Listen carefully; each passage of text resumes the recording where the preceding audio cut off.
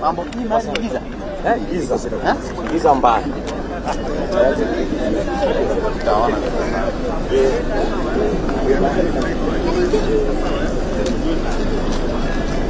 Ngienda kwa zile zoko juu zinakamua sana. Exhibitions ni hapa. Lakini uko juu inakamua kushinda kuna giza moto. Kwa zile mengi kwa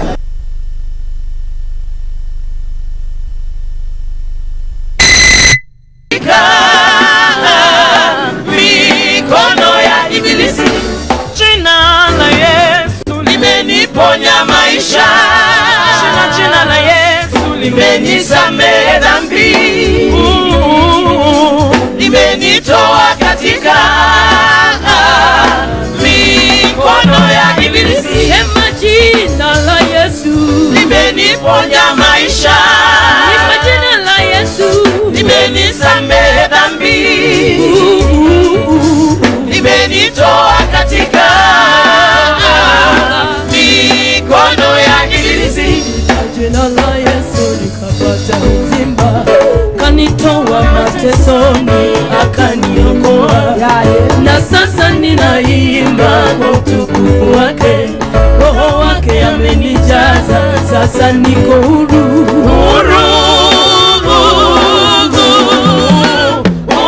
Sema jina la Yesu limeniponya maisha. Jina la Yesu limenisamehe dhambi. Limenitoa katika mikono ya ibilisi. Kuwa katika shida sikuwa na rafiki, magonjwa na shida yakanisumbua. Masomo ya watoto nikashindwa kulipa, hata pesa za nyumba nikashindwa kulipa. Marafiki kanikimbia sababu ya shida. Nilipoita jina la Yesu nikapata msaada, deni zote akalipa. Sasa nafurahi. Sema jina la Yesu limeniponya maisha. Jina la Yesu wewe limenisamehe dhambi. Limenitoa katika mikono ya ibilisi. Sema jina la Yesu limeniponya maisha. Naita jina la Yesu limenisamehe dhambi. Limenitoa katika mikono ya ibilisi. Weka mikono juu kwa Yesu, kwa Yesu. Yesu, Yesu, Yesu, Yesu, Yesu, Yesu, Yesu, Yesu, Yesu, Yesu, Yesu, Yesu, Yesu, Yesu, Yesu. Anainua Yesu, Yesu. Anainua Yesu, Yesu. Anabariki Yesu, Yesu. Anabariki Yesu, Yesu. Anainua Yesu, Yesu. Anainua Yesu, Yesu. Anabariki Yesu, Yesu. Anabariki Yesu, Yesu. Wapi vigelegele, vigelegele.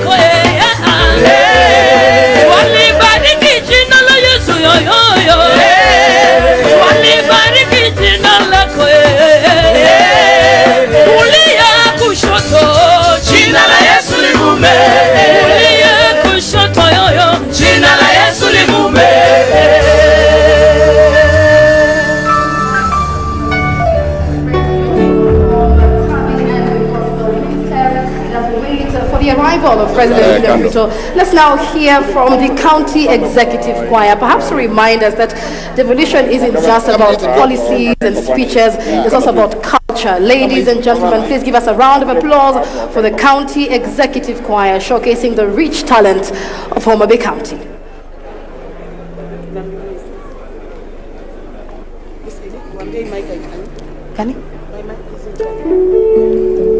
Ni warano kwenye udilamo ni warano saya agoni tumaka wono ni warano no baba saya Otingo nyingi maloni waranono Kawono mabeika tabialo nyingi Samiria lojo moko Yesu we mona diali Kichoko Yesu we mona chogi Ana lungi na kwenye wadila moni waro chunya nono Ine magoni tuma kama ni waranono Ine magoni tuma kama ni waro chunya nono Dine yelo jomo Yesu dikora onge Uliniokoa bila malipo wewe ni Bwana Nikosa leo asubuhi ninakuimbia Sina mwingine tena wewe ni mwanga Hata nikiamka Yesu wewe ni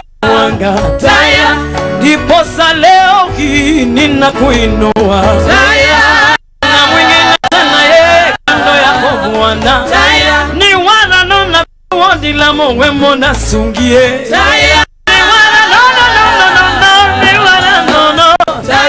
Ni wana nono Ero kama no baba Ero kama no ni wana nono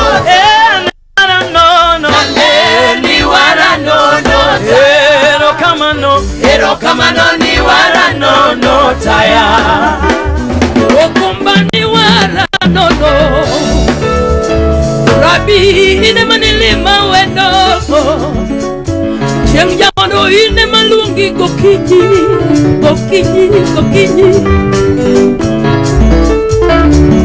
Yesu yo ine maguni tumaka uno yo Kamalo yonge ai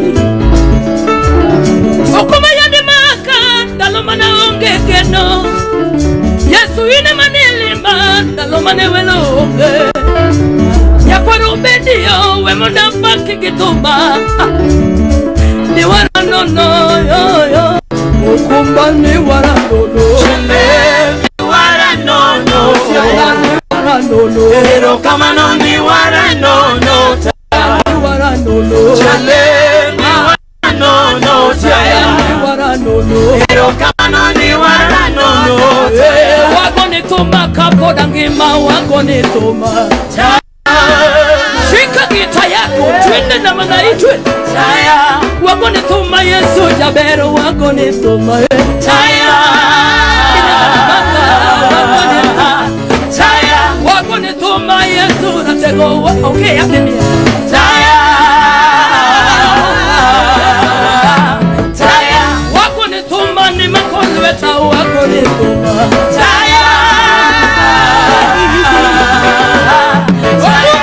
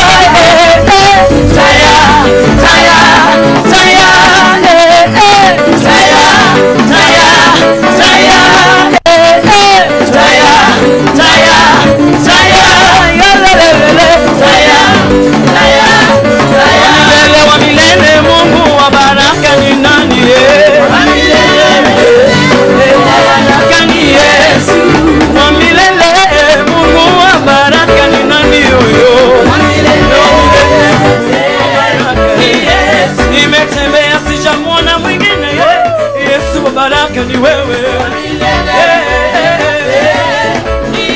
Yesu ni yule wa jana wa leo wa sasa. Nani kama yeye? Nimetembea sijamwona mwingine. Yesu wa baraka ni wewe.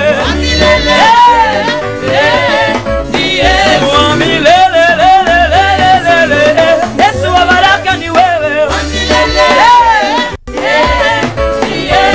Anazungukia maisha yangu, anashughulikia maisha yangu, ametengeneza maisha yangu, anashughulikia maisha yangu, sina mwingine kando yake, anashughulikia maisha yangu, anapamba, anapamba, anapamba, anapamba, anapamba, anapamba.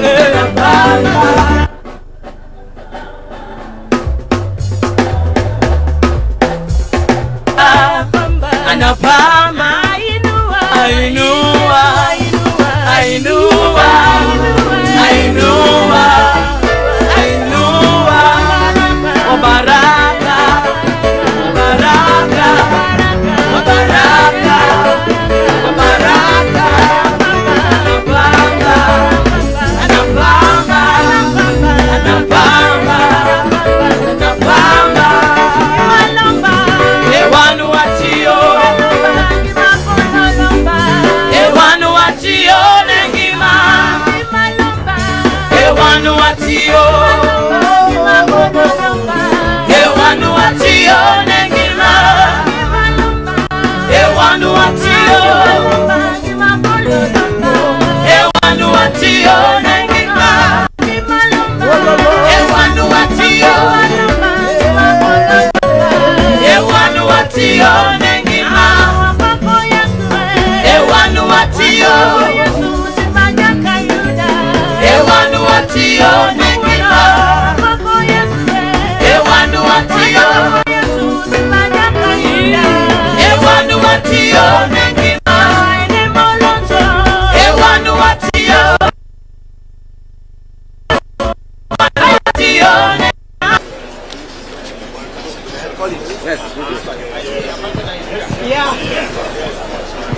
To show you, we're here with the German Development Corporation, both the financial side and the technical cooperation. So this is the German booth. As you might know, we operate in almost all the counties and we're supporting the Devolution conference. So glad to have you here.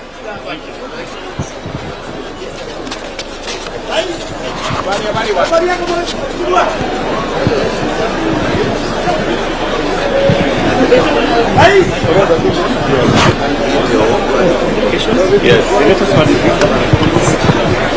Which documents all the natural resources selected?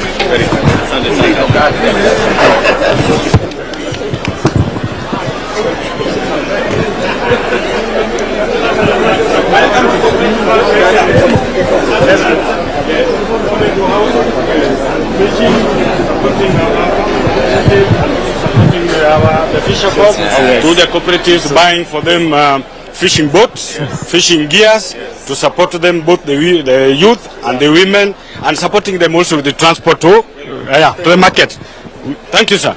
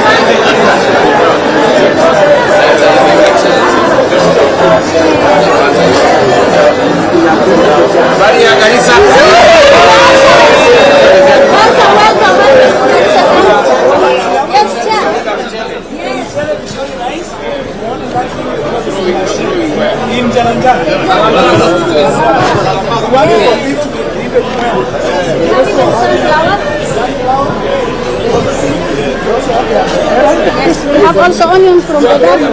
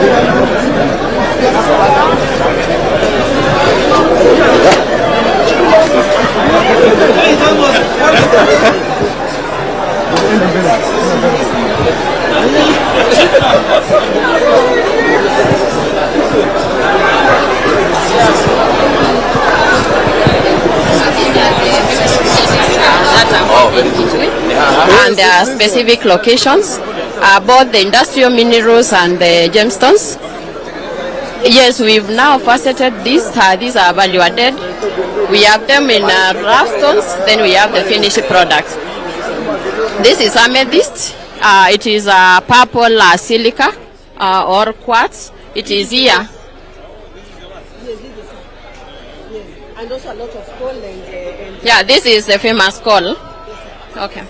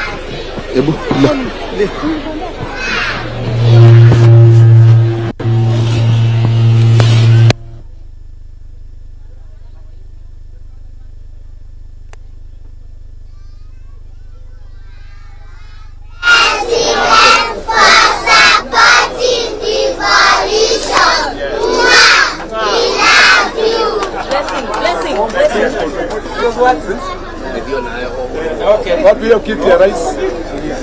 Wow. How nice. Thank you very much, my dear.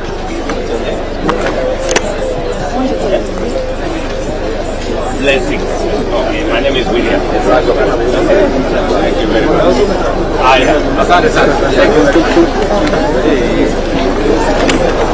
Now in my maternal.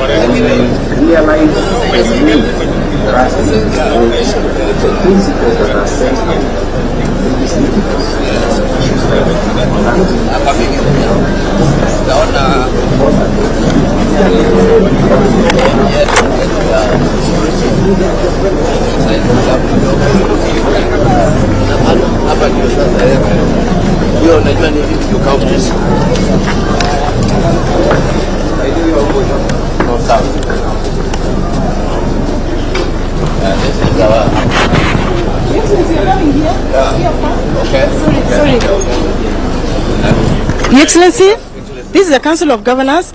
We have a Marifa Center, the Knowledge Hub, that has documented best practices and stories about devolution. And besides that, we have an open data portal, a GIS gadget, that has data for all the 14 devolved functions, real time, for all the 47 counties. Your Excellency, we want to project the affordable housing, where all the projects are, the status, and the completion date.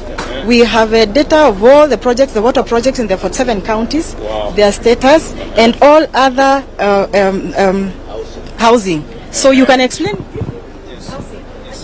Yeah. Thank you very much, Your Excellency. Welcome to the COG Pavilion. This is Marifa Center, a knowledge hub for the Council of Governors. That is GIS based. That means that we can be able to get the exact locations of all the projects and interventions we are doing in the country. So if we come to the affordable housing one, we are partnering with the Affordable Housing Board, so we are able to track the status of all the affordable housing projects. Currently, the ones that are ongoing are 151 projects in the country.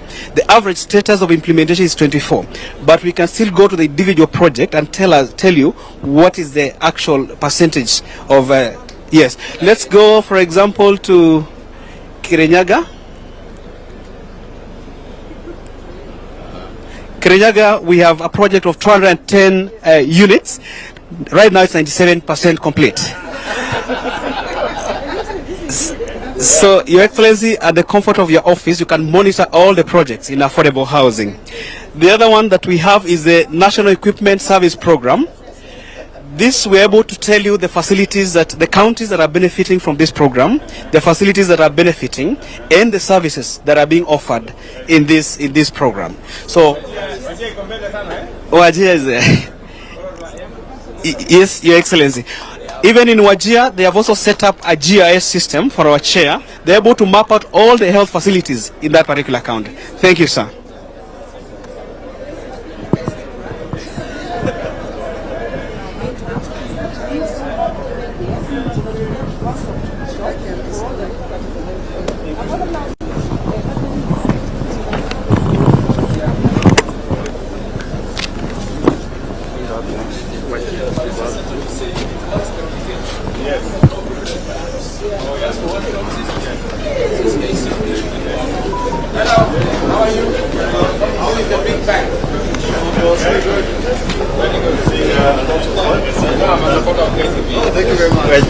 We are blessed with that, Your Excellency. Thank you. So, we're doing a lot of work right now. There's some key projects we're looking at, like the work we're doing with KEBSA, to ensure that those guarantees go out and the supplier is able to get to the fill order. There's a lot of work we're doing with SHA, Your Excellency, with respect to the IPF, to ensure that people can get the funding. Actually, we are working closely with Safaricom. By the end of this week. By the end of this week, they'll have told us about it. Thank you. Yes. Yeah.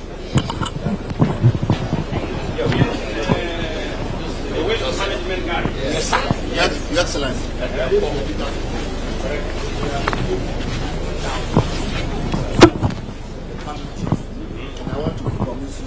If I get the commitment within a year, 53,200. Who has refused the commitment? Please report them to me. Thank you very much, sir. Thank you very much, sir.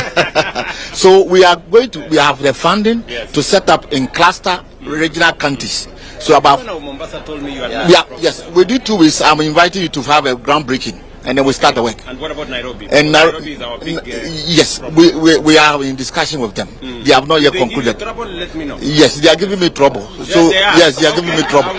They are giving me trouble. I will take them on. Look, the funds are ready, the equipment are ready. Yes. This is an African solution to African waste challenge problems. Thank you. When I was vice chair, I took a delegation of 11 governors to go and see this.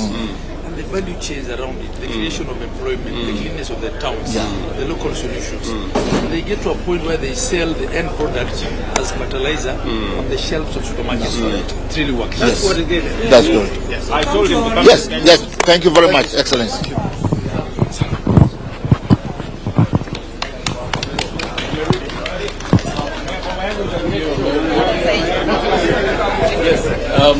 Karibu. We are standing firmly behind ensuring we are funding the affordable housing program. Yes. Here are 2 beneficiaries. You met them on Madaraka Day in Homa Bay. Amuka na Pamela. They have moved into the Soko Mjinga. Hello, Mom. How are you? Wewe ndio mwenyekiti wa Soko Mjinga. Uko na nyumba hapa? Nimepata. Umepata? Na anakaa ndani. Na wewe ni mama wa soko? Wa mboga. Ndio. Unajua kuna watu wanasema ati nilisahau mama mboga. Hapana. Hiyo ni propaganda. Hata sasa hivi nimemaliza maiza. Kwa sababu nimeenda kwa hiyo nyumba, nimekaa vizuri kama ofisa. Nimetandika. Unakaa kama ofisa. Nakaa kama ofisa. Hata soko Mjinga nimeanza kujengia. Sasa itakuwa soko mrefu. Itawacha kwa Mjinga. Haitakuwa Mjinga tena.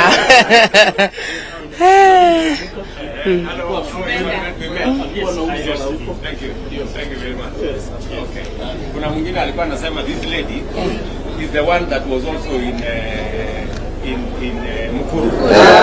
Hapana. Ni mama wa show tu.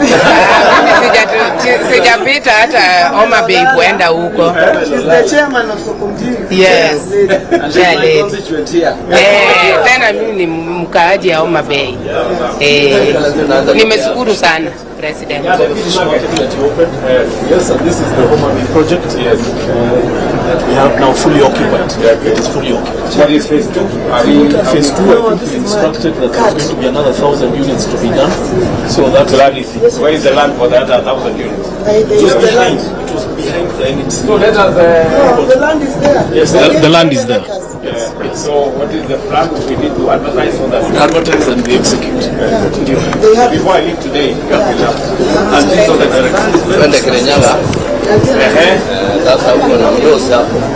We do our ECDs Very good. We also do linen for hospitals online for doctors and also for maternity. Yeah, we do a program which we are expanding. It's really not that big, but we're managing. Very good. It saves us money, and linen and curtains, everything comes from inside. Yes. And then this is you've seen what we have been doing in medical services. We have expanded our facilities. The new hospitals that are coming up, level 4 and 5, they are 80%. Very good. In Kimbimbi and Kenyaga, you promised equipment, remember? Yes. And we've done about 20 of health centers. because you know under that program.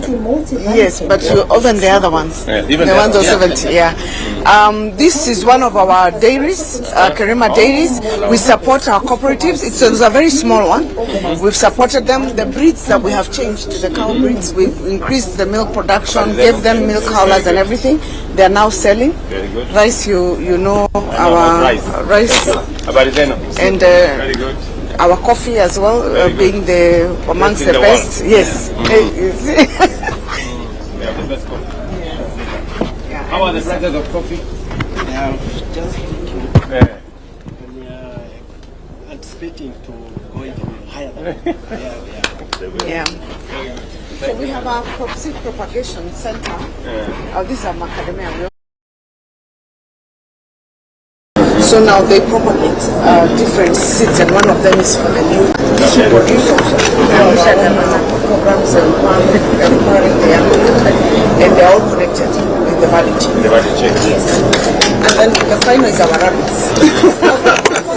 Yes, you may know that we are the leading ornamental fish producers. Yeah. We're selling, yes, and they are very high demand, especially in the UAE, and they're exported. Very good. Now, our rabbits produce this urine. This urine is used as fertilizer. Okay. Produce fertilizer. So, like, this is the urine collected last night from this jet. Yeah. So, that's to show you.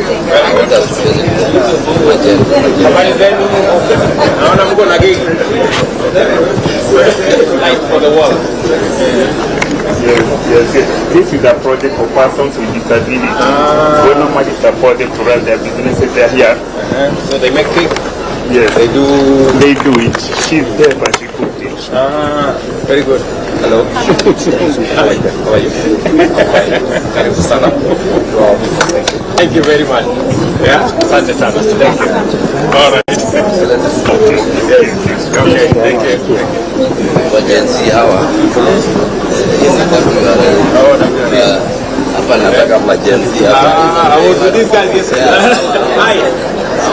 How are you, Madam CEO? Fine, sir. Karibu NYC. Yes. This is the youth pavilion at the council. Yes. Hi, guys. How are you?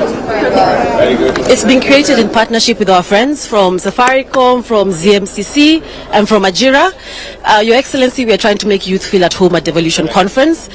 We have games that you can play. We have the passport that we're displaying here. And we're also saying that we are the generation that can end malaria. In the back there, we're going to be skilling with Ajira.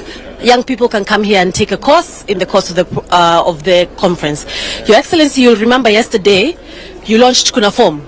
In the last 24 hours, we have 4,100 people, young people who have signed up, all below the age of 35. We just for opportunities.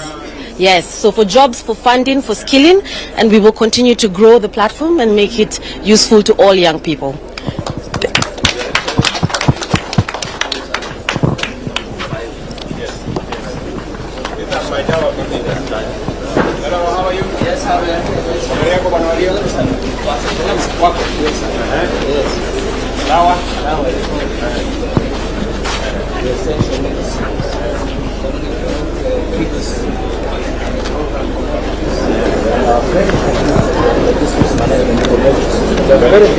Very good. Yes. Very good. So, you know, we agreed that the organization of the convention is now moving to online. Yeah. Yes. Yes. 1 month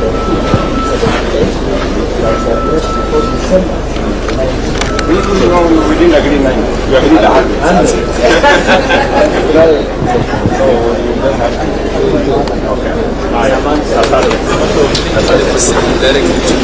To the yes, this is the Senate. Very good. Very good. Hello, how are you? Very good. This is the one.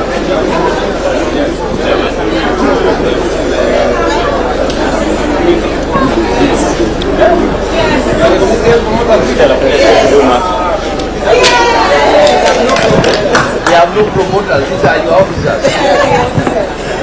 Welcome, Your Excellency. We are showcasing the African Value Initiative. What we are doing is the community health promoters. We are supporting all the 47 counties to accelerate universal health coverage through digitally empowered, compensated, and kitted community health promoters. So you can see the numbers there, where we have 108,000 CHPs enrolled, and they have been able to register 8.78 million households, and they are currently visiting more than 7.6 million households. And we have done a lot of screening for diabetes, for hypertension, and referred many people who didn't have known that they have these conditions right in their home. So we are actually bringing health to people's homes. You people are the best. Thank you so much. Thank you so much, Your Excellency. I am all in. All right, Asante.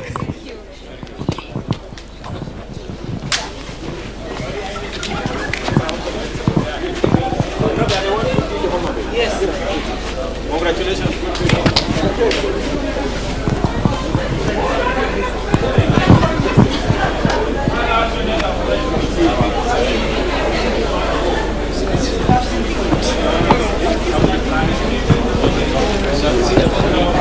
Chairman, how are you? Anthony, Habari? Very good. You guys are the best. Yes. Thank you. DHA is my place. Thank you. Okay. Yes, Mr. Anthony. Thank you, Excellency. Welcome to our booth. We just want to show you our mandate is really very short. We just want to digitize each and every part of healthcare. Digitize everywhere. Every part of healthcare, Your Excellency. We had a plan and we want to show you how far we are. Just in short, we start with SHA. This is my team. And Dr. Amisha will take you through SHA, and then we'll go to Digital Health Agency of the facility and the rest, and my colleague there will take you through. Joyce, please. Thank you, sir. Your Excellency, at the Digital Health Agency. It's okay. At the Digital Health Agency, we believe in data, real-time data for use. So the first stop was the SHA registration dashboard, and as for today, you can see we have already registered 6,152 people. As of now, of course, by evening we'll have reached about 30,000, 34,000, and then approximately half of the Kenyan population is already registered for SHA. And then, Your Excellency, registrations typically are happening at the health facilities. We need to change the Kenyans' mentality about seeking for health care, because you should be registering for insurance when you're happy and healthy. Exactly, but you can see from how we are doing things, our registrations are lowest over the weekends, yet they should be the highest because we have self-registration and even assisted registration with the CHPs. Young people are the majority that are registering, on average about 32 years. Males and females 1-to-1 ratio, so wanawake they are not being hidden behind. So it's important to check that. Then on children, we have our dependents. They are about 8.9 million. We expect a bit more. Yeah, exactly. Yes. Exactly. Yes, sir. Yeah. Yes. Yes. Because we also find out that when their children are sick and their spouses, they want to add them. Exactly. Add them ahead of time. Exactly. And then under means testing, which is done by the people who are basically not employed, the one for normal check-off. So we have about 6.2 million who have done their means test. Yes. And then we have a county registration where we are monitoring the counties, that's how things are happening at the counties. Mombasa is highest at 67.5%. Homa Bay, where we are, is at about 13%. Sorry.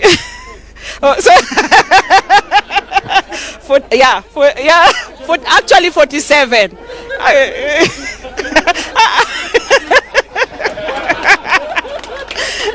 and number 13. Yes. And then we have a dedicated county dashboard for the governors to have a look and see some more information about their counties. Exactly. Yes. Your Excellency.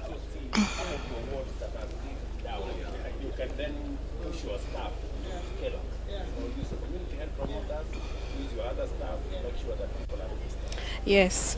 Then exactly. Then something else that is interesting, Your Excellency, we recently have started one bed, one person, and we are monitoring the bed occupancy. In our currently we have about 137,000 beds, normal beds, and our occupancy is at about 50%, so 49.93, and we can be able to see ICU beds and even HDU beds. Your Excellency, if COVID happened today, we would be able to monitor things that we were using an Excel sheet then to monitor, now digitized. So this is, we are on a great journey, and we really appreciate your support. Thank you. Tell me about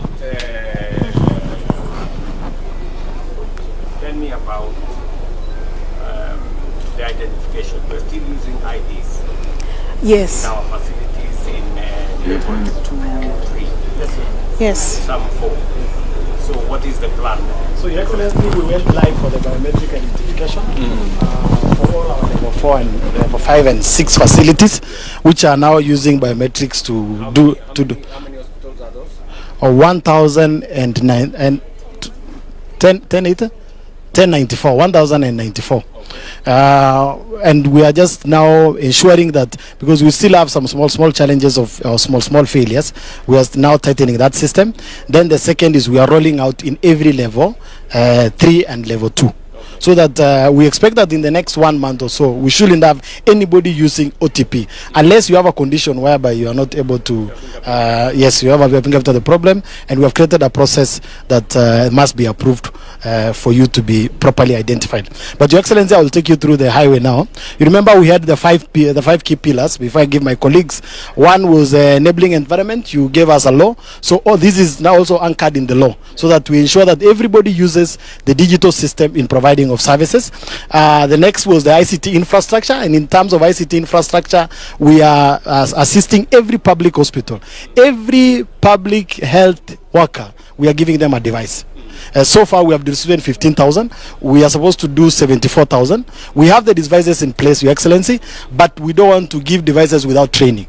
So it's moving with the speed of training, and that is how we are implementing that.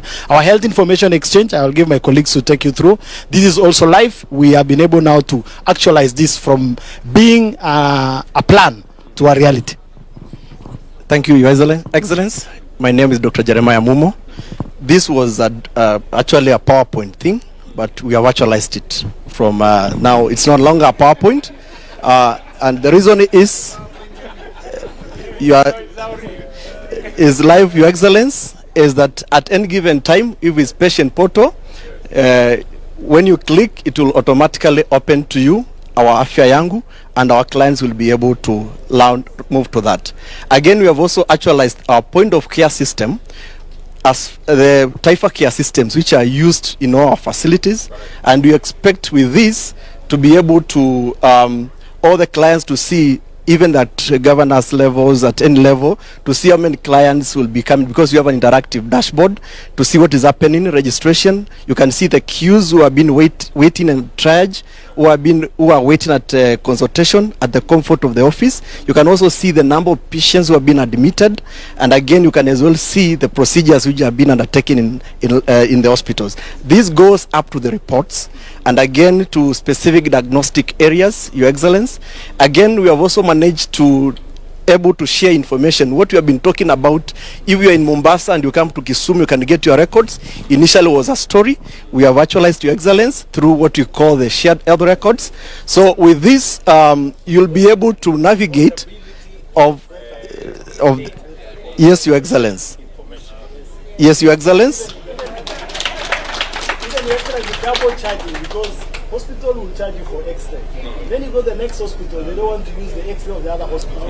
But now, once you take your X-ray, maybe you took yesterday, you go to the next hospital, your data is there, they should treat you. They just download it and they see whatever it is. Yes. Very good. And we can monitor this, Your Excellency, real time. Like now, this is what is happening across the country. For the last 1 hour, you'll be able to tell what is happening in terms of, for the last 1 hour 10, we had already 20,000. People being seen either through observation, diagnostic, or prescription of drugs across the country. And this information can be relayed from one facility to another across the country. Your Excellency, also, we are also able to monitor our doctors and our healthcare workers through the health worker registry, which was again a dream. And with this, we are able to know the numbers, what is happening in terms of doctors, and want to make it reality so that even Kenyans can know how many doctors we have, how many nurses we have in the country, and all different cadres we have in the country. So now this is a reality. And again, we have an application which we call the Know Your Practitioner. And again, we have now what we call Practice 360 to enable the doctors to do prioritization within a radius of 1 kilometer. We localize. Yes, Your Excellency. We GPS localize. Yes, Your Excellency. You have already geofence and geotag every facility. You can't approve outside. 1 kilometer, Yes. which is within that radius of your facility. And we keep making it tight because we realize that some health workers are in very far distances and they are doing approvals, which means actually they are not undertaking some of those services. Your Excellency, on that one, I think there is data that will really help us on training of doctors. Yes. Because if you can get the gaps, Yes. and then national government takes it, they'll be able to know who should be trained. For Yes. example, when you break it down to oncologists. Yes. I think, I don't see the gaps there. Yes. But we should, this data now is useful for us to be able to deliver help in a very, comprehensive way and effective, because we will know what the gaps are and all the other things. I think we can assist America. I saw. Probably doing the same right now. But data protection is a big problem. So I saw President Trump struggling. I think we can send some experts. And Ambassador here says also the Thank you so much. Thank you guys. You guys are doing a great job.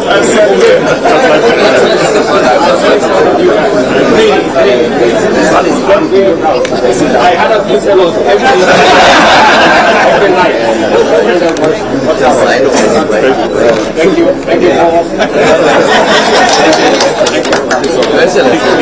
Okay, my friend. This is on digital. I love that.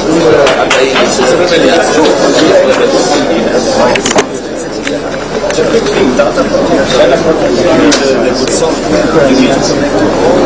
general practitioners, especially in the pharmacies, what it says about radiology, so that you don't make 10 pictures of the same thing, but you can use it 3 times, 4 times. Hello guys, how are you? Across Exhibitor digital solutions for county revenue collections, their HR management, and all the other county services that they provide. We provide a digital dashboard where the governors and the decision makers can actually see real time what's happening in the county. Okay. So are you working with some counties already? This is Homa actually. They are the ones who've really worked with us in tightening the system. That's why our revenues 700, 800%. Very good. And now we have incorporated artificial intelligence into the system. Yes. So now the system can actually detect where the problems are, leakages maybe, can predict what the future revenue is going to be, what we can do to improve the... Yes, sir. Yeah. We actually can talk to it. How much have we collected today? Right now, How much have you collected today? Of course. So for today, we've collected about KES 125,300. You can even speak Swahili. Thank you. One of the requests we have.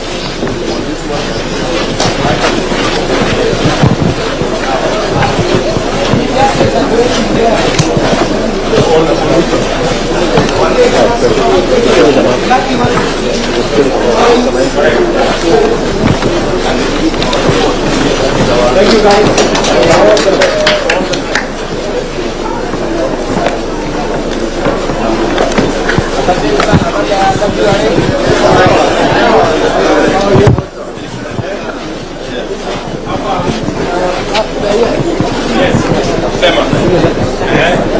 This Water Resource Authority. We have these are the equipment that we use now for water, groundwater monitoring. It's a very modern equipment. Nowadays we have minimized now what we call dry boreholes. For example, this one is called magnetic. It can go up to 600 meters. Down? Down, yes. Okay, to know where there is water. Yes, you can see now this gap here. This is the area where the water is. Oh. These are rocks. Okay. The blue is here. So In you fact, know where to drill? Yes. Okay. Yeah, we have minimized that. So we stop the guesswork. Yes, we have also seismic method where we can send a signal to the ground. This one, yes. It can go up to 2,000, 3,000 kilometers. You sort out that small problem with the tariff? Yes, the regulation is ready. We are implementing, yeah. Yes. Very good. Yeah, thank you, sir. Sorry, sir. Thank you. Thank you. Okay.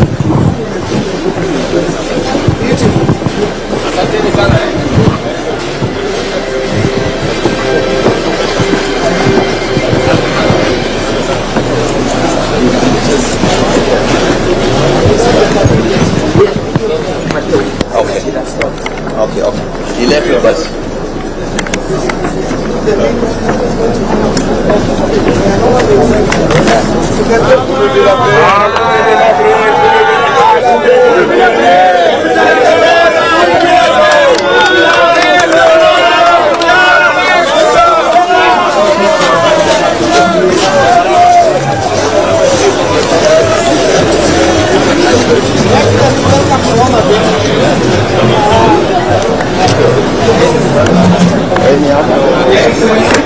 Welcome to Homa Bay. Your Excellency, you have seen a lot of exhibitions on the other side with the community health workers telling you, SHA telling you. I think here is the story of what has been done. Today we are celebrating 96 days of serial standards.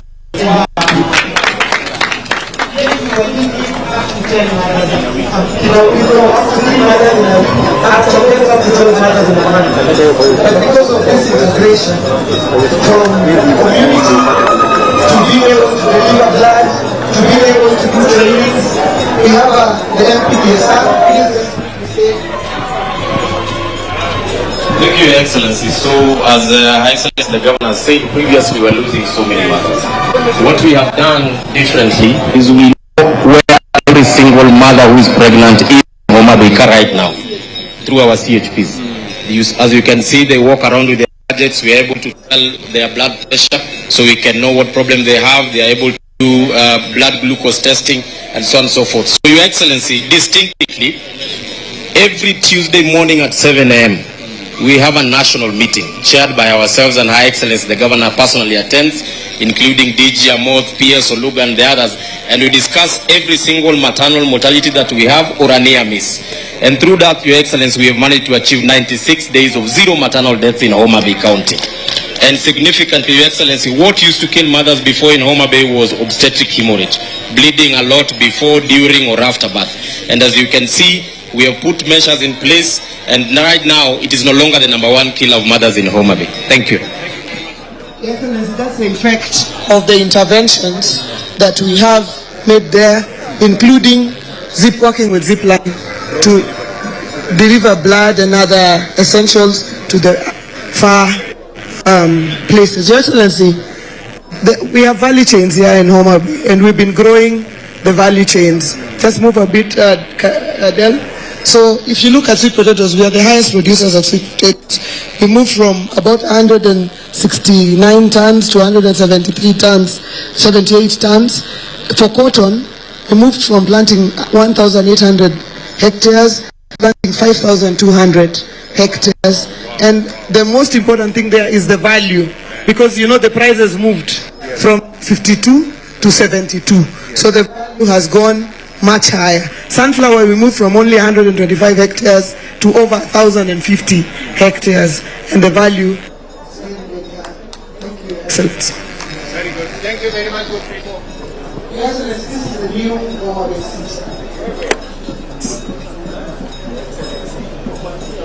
Welcome to the proposed Homa Bay City. This 3D model is transformed from the plan of the city.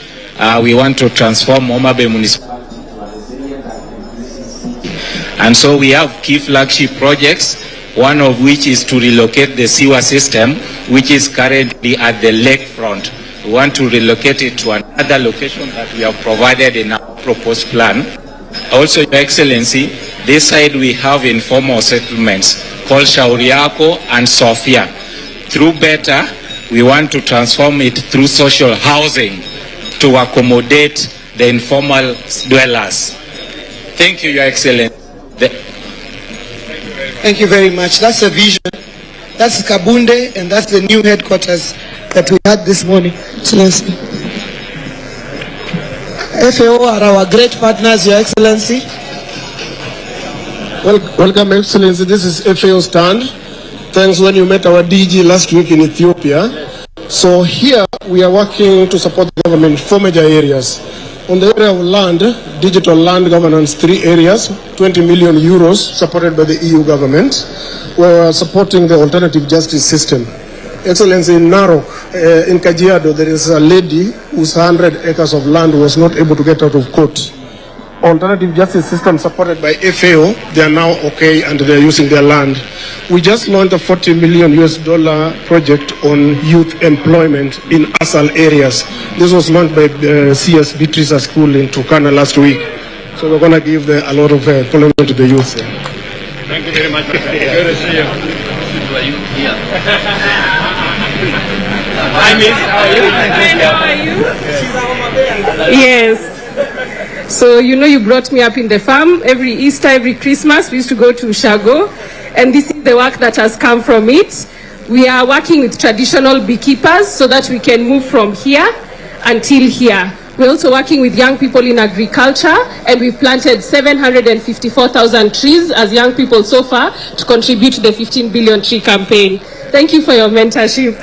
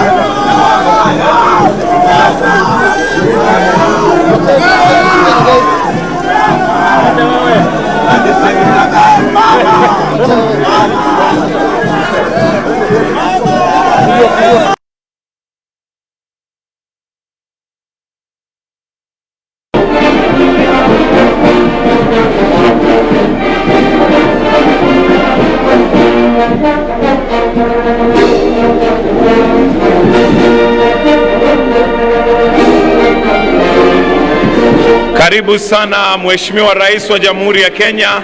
Tumkaribishe kwa makofi. Welcome Your Excellency. Karibu sana Mheshimiwa Rais to Devolution Conference 2025 held in the great Homa Bay County. Karibu sana Mheshimiwa Rais.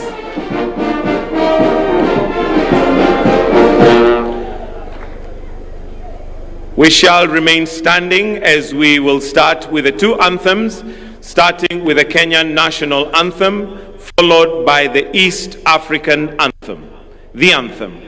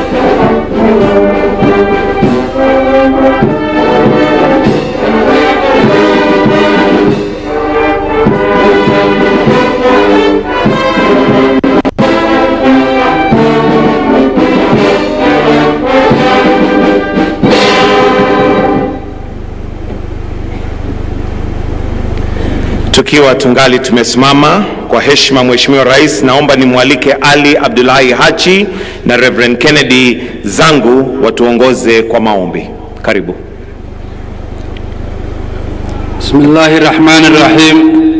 Naanza kwa jina la Mwenyezi Mungu mwingi wa rehema na mwenye kurehemu.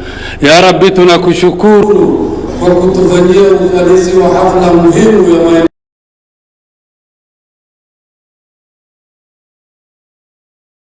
watu, mwabudiwa wa watu. Tunakuomba kwa utukufu lako lote, ya Allah, kwa sifa zako njema, ubariki taifa letu. Ya Rabbi, utulinde wakati wote, utupe amani. Ya Rabbi, utupe salama, utupe mashikamano, umoja. Ya Rabbi, ulinde taifa letu, udumishe amani na maendeleo. Ya Allah, ufanye nchi amani ambayo inayependeza ulimwengu. Ya Allah, ya Rabbi, tunakuomba umjalie kiongozi wetu Mheshimiwa Dr. William Samoei Ruto, umpe hikma, ujuzi na ujasiri wakati hali ngumu na wakati hali iko sawa. Ya Rabbi, tunakuomba uwajalie viongozi wetu hikma na utabiti ili waudumikie taifa letu. Tunakushukuru kwa kutupa gavana chupafu. Ya Rabbi, ulinde gavana wetu na wasaidizi wake. Ya Rabbi, tunakuomba uko na ubungufu ya kibinadamu, utasamehe makosa yetu. Ubariki taifa letu, ubariki viongozi wetu, utusamehe dhambi yetu. Allahumma salli ala Sayyidina Muhammad wa ala alihi wa ashabihi wa sallam. Amina ya Rabbal Alamin. We are praying. Lord, the county of Homa Bay that is hosting the Devolution of 2025, being the 9th one of the countries, in your hands. And Lord, we thank you for the blessings of Devolution. And we, as we gather here, Lord, we pray that may your guidance guide us into doing justice and good to the Devolution so that it benefits your people. The country rests into your hands, Lord. Now I pray, my Father, that may you protect the government under the President of Kenya, with Dr. William Samoei Ruto. How I pray, Lord, that may you walk with him in times of hardship and in times of good, and cover him like you promised that you will cover Jerusalem from heaven. Circle him with the heavenly fires and the heavenly protection, that in any other thing that is happening politically or socially, he will be safe from it. In your hands, Lord, we place the governor of the county of Homa Bay. May you walk with her as she tries to lift up Homa Bay to be at the top, O Lord. All the 46 governors are in your hands, Lord. In your hands are the deputy governors, both parliaments and the MCS, O Lord. Do us justice, because that is our humble prayer in Jesus' name. Kwa heshima naomba tuweze kuketi. Your Excellency Dr. William Samoei Ruto, President and Commander-in-Chief of the Kenya Defence Forces, the COG Chair Honorable Ahmed Abdullahi, also Governor of Wajir County, Speaker of the Senate Honorable Amason Kingi, the host Governor, Your Excellency Swanga, all governors present, Cabinet Secretaries present, Principal Secretaries present, Your Excellency Governors, Members of Parliament, CEO COG Ms. Mary Mwiti, private sector represented, sponsors and partners. Your Excellency, sir, at this point, allow me to invite Governor Sang, Governor for Nandi County, who is going to be running the program for us today. I request that we welcome him with a warm clap. Tumkaribishe tafadhali kwa makofi, aje atuongoze kwa ratiba ya leo. Karibu Governor. Thank you very much. Good. May I take this opportunity to welcome all of us to the 9th Devolution Conference being held here in Homa Bay. And I want to take this opportunity, Your Excellency, the President of the Republic of Kenya, Dr. William Samoei Ruto, all dignitaries present, all the delegates, karibuni sana. Devolution, hoye! Your Excellency, before we start this devolution conference, we always have, as by history, pre-devolution conference activities. Many of them were undertaken in the last 2-3 days, and Your Excellency, the climax of those pre-devolution conference activities were the sporting activities that we had yesterday. You will remember, Your Excellency, that in the last devolution, in the 8th devolution conference, we left the conference with a pending matter. You are under investigation for the role that you played in ensuring that the COG team lost miserably. We had, I think, a score of 12 goals against 2 or something. And part of our very good players were missing in the field when they were required to be there. And the investigation indicated that you played a role in holding them somewhere. So this year, we had invested heavily in a good striker and a good goalkeeper. Yesterday, as we went to the field, Your Excellency, we realized that we were missing our goalkeeper, and that is Governor Anwar Guru of Kirinyaga. We were also missing our striker, that is the chairman of COG, Governor Abdullahi Ahmed, only to realize later that they were with you in another meeting. So the investigation continues. I think, Your Excellency, there is a problem there. We have to square that matter at some point. Nonetheless, the scores yesterday we had 2 major races. One was the tug of war, and the competition was between Nyandarua and Homa Bay. And the result is that, that was a contest between fish and chips. And chips won against the fish. Again, in the football, game, the Senate, and this time round they enlisted some of the professional players in the National Assembly. And therefore, the Senate won 5-0. But, Your Excellency, that is a huge improvement. From 12 to 2, 5-0 is fairly a good start. So we are very grateful, and we look forward to the 10th devolution conference. And we will now plan properly, knowing that the President of the Republic could still work against us. So on that one, we have to work on ourselves. So welcome to the 9th devolution conference. We are going to have a few remarks, starting with our sponsors, and we have 3 of our platinum sponsors. Each of them will have 2 or so minutes to speak to us. Kenya Commercial Bank. And on behalf of Kenya Commercial Bank, Director John Okulo, can you be... Let's appreciate Director Okulo, our platinum sponsors. He will have 2 minutes, and then Safaricom be ready, another 2 minutes, and our other platinum sponsor, Jospong Group of Companies, Chairman be ready. Karibu sana, Bwana John.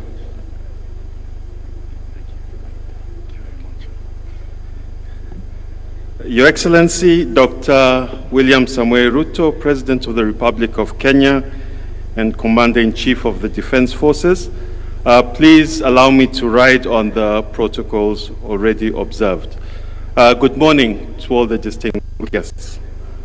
I'm honored to join you today as we gather for the 2025 Devolution Conference here in this beautiful and vibrant Homa Bay County. But before I say a few words, I'd just like to pass very warm greetings from our group CEO, Mr. Paul Russo, who was unable to join us today due to an unavoidable official duty that had to take place in Nairobi this afternoon. He, however, extends his best wishes for a fruitful event. Your Excellency, for the last 12 years, Devolution has proven that it's not just a constitutional chapter, but a vision brought to life through people-centered interventions that have brought governance closer to the people and given counties the power to shape their own economies and destinies. This year's conference theme, For People, for Prosperity, Devolution as a Catalyst for Equity, Inclusion and Social Justice, serves as a reflection of the progress we have made as a country and as a call to action for what still lies ahead. It speaks closely to KCB Group's purpose, for people, for better. Mr. President, at KCB, we recognized early that for devolution to succeed, counties needed a strong financial partner, one that could deliver capital and resources across the board, irrespective of an individual's social or economic standing. It is for this reason that we worked together with all the counties' leaderships to build strong, practical partnerships with all 47 counties by providing financial services, not just to support the county operations, but also the people who live and work in those counties. We as KCB have financed MSMEs, youth starting off in business, female-led and made businesses, as well as ensured that sustainable financing is a priority accessible to all. Beyond banking, our social dividends of our investment arm, KCB Foundation, has been at the forefront in delivering the social dividend of devolution through the transformative youth empowerment program, Tujiajiri, Mifugo Imali, and Linda Miti programs across the country. Just as an example, our Tujiajiri program, launched in 2016, has created more than 197,000 jobs and trained more than 40,000 youths who graduate annually with self-empowerment skills in agribusiness, automotive, construction, beauty, and other services, which allows them not only to employ themselves, but also to employ others. In conclusion, Your Excellency, as devolution enters its next decade, opportunities for shared prosperity are even more evident and abundant. At KCB, we commit that we will always stand as the reliable financial partner for this country as we realize the dream of a more equitable and inclusive Kenya. Thank you, Your Excellency, and we look forward to very fruitful deliberations over the coming days. God bless you all. Another round of applause for KCB. Thank you so much, KCB, for the work that we are doing together as county governments. Next, and the Safaricom technical team, you support Safaricom with a small video. Where is the Safaricom team leader?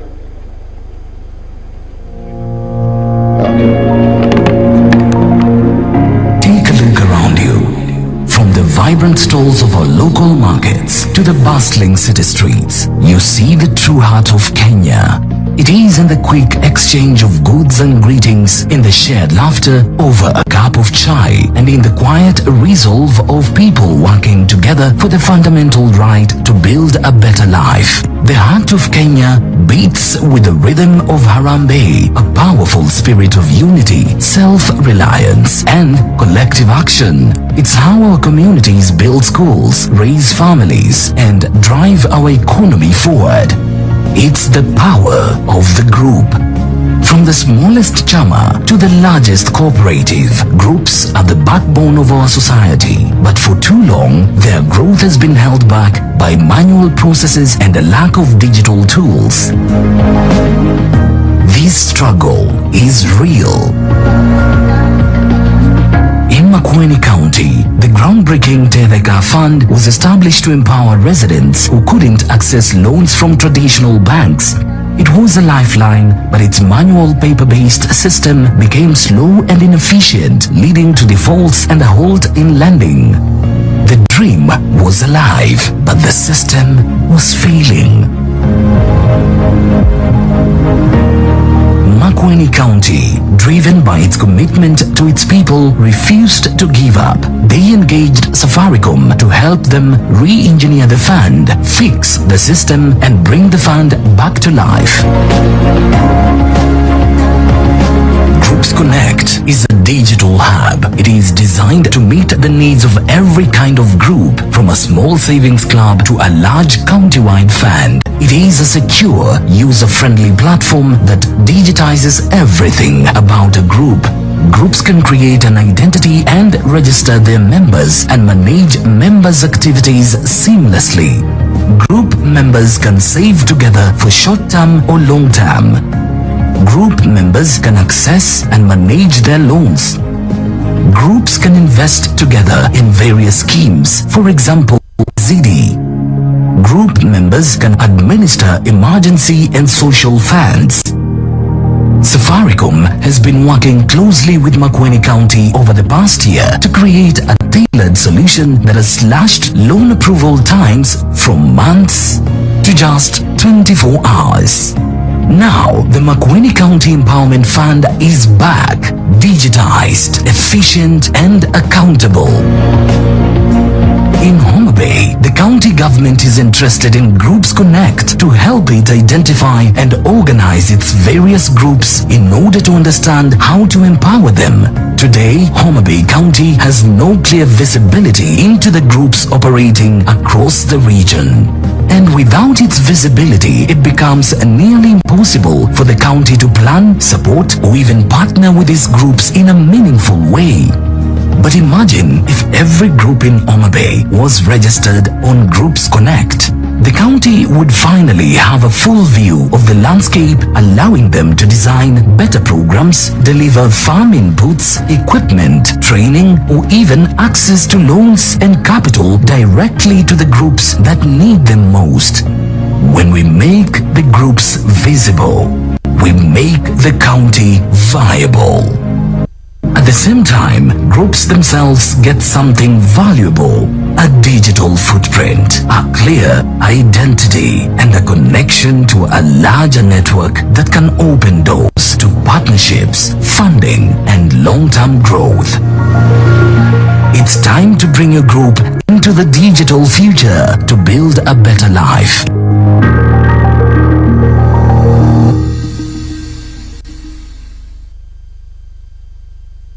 Let's appreciate Safaricom, our platinum sponsor. And finally, Jospong Group of Companies, Chairman Dr. Joseph Agiepong. Karibu sana.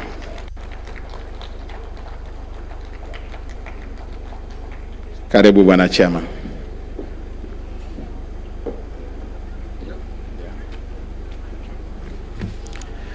Your Excellency, the President of the Republic of Kenya, Dr. William Samuel Ruto, and Commander-in-Chief of the Defense Forces, permit me to stand on the existing protocols. I bring you warm greetings from His Excellency John Dramani Mahama, President of the Republic of Ghana, and from the entire Jospong Group of Companies. In the spirit of friendship, we say Hambo Jambo. It is a joy to be in Homa Bay, a land of beauty, rich culture, and unmatched energy of his people. The Jospong journey began in April 2024 when His Excellency Dr. William Ruto has visited Ghana on a state visit and accompanied by a former president, Nana Dankwa Akufo-Addo, visited the Jospon booth when it was an exhibition.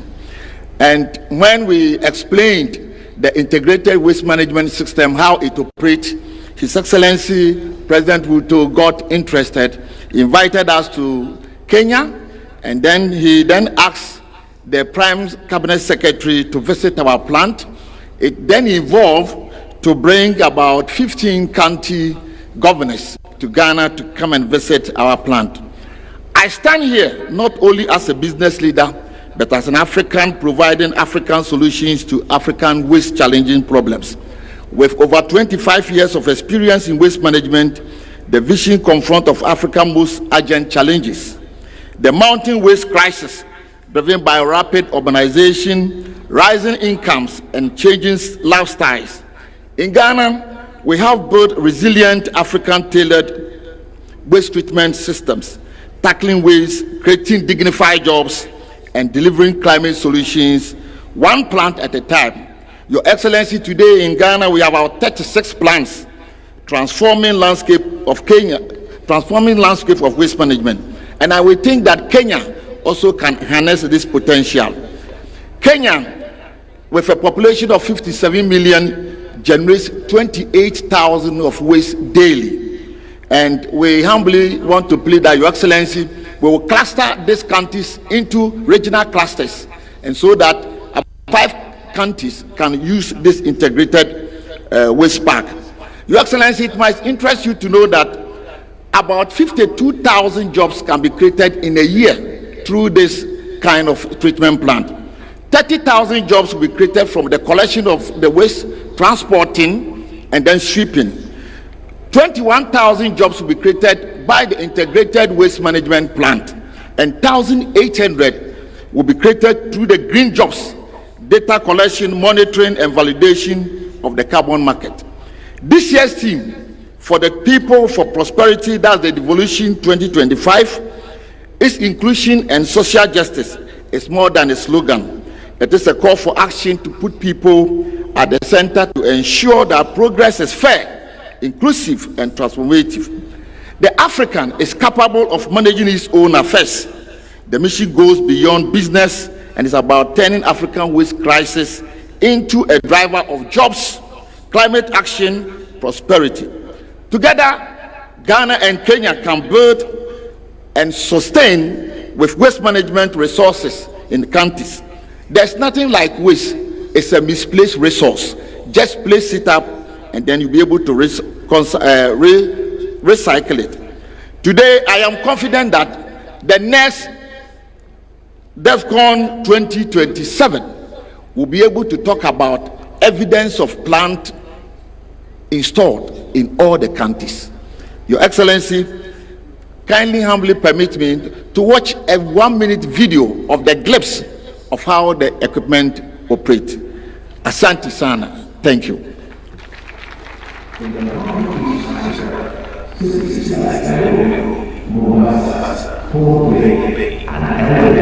Are expanding rapidly, alive with potential, yet burdened by a growing challenge. How do we manage waste sustainably as urbanization accelerates?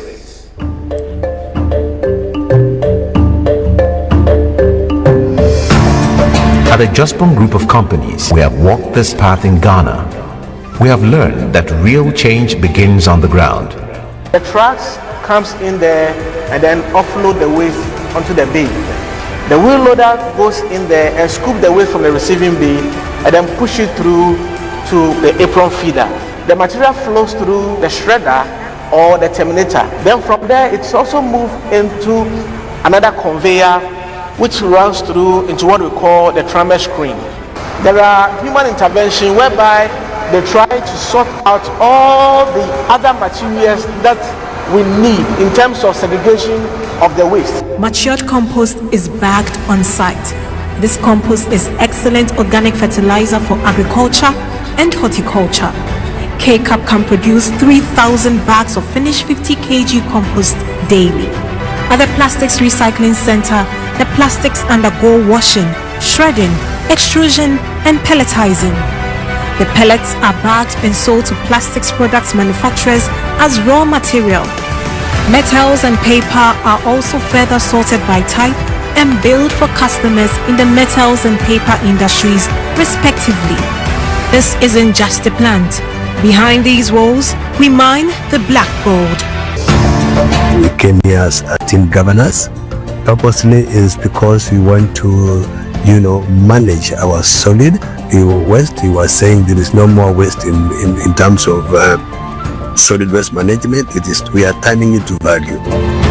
The end result is not going to be something that is just county related. It is for every citizen, from your sewer problem that we have had to the waste problem that we have had, and most importantly, look at every single crisis that you have and how can you convert it into an opportunity. You convert an opportunity by creating jobs, by using the byproducts that are going to be coming up. Today, with humility and hope, we bring those lessons, those systems, and that commitment to Kenya. Your Excellency, with our recycling and compost plant technology tailored for the African environment, we are setting up composting and recycling plants that recover up to 80% of municipal solid waste. In addition, we are addressing one of the toughest sanitation challenges by establishing fecal sludge and liquid waste treatment facilities. These plants will become critical infrastructure in urban and peri-urban communities, protecting public health and the environment. These are not just projects for us, they are partnerships and a shared dream of turning waste into opportunity. But our proudest achievement isn't the technology or infrastructure, it's the relationships we are building. We've walked side by side with our Kenyan partners, sharing knowledge, building capacity, and investing in people. We extend our heartfelt gratitude to the President of Kenya, His Excellency President William Ruto, the Council of Governors, and the good people of Kenya for their unwavering support. We deeply value this collaboration that promotes development and strengthens the ties between our two great nations. Together with the people of Kenya, we are proving that African-led solutions can redefine the future of sustainability on our continent.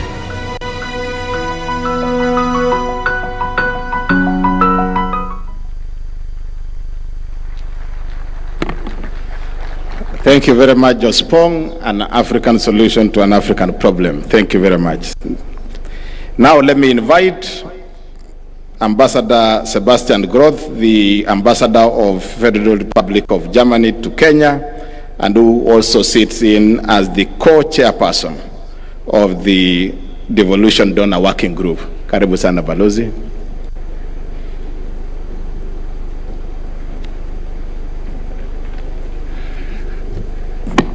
Asante sana Bwana MC, Your Excellency President of the Republic of Kenya, Dr. William Samoei Ruto, Chairman of the Council of Governors Ahmed Abdullahi, my dear friend Gladys, Governor of Homa Bay, who is hosting us today, all the other governors, members of the Kenyan government, I've seen Waziri Opio, and his colleagues, PS, members of parliament, my fellow diplomats, good morning and hamjambo. It's a great honor to join you at this year's Devolution conference, and I would like to congratulate all the decision makers that chose Homa Bay for this year. I come often to this region, to Kisumu, to Migori, Siaya, and Homa Bay.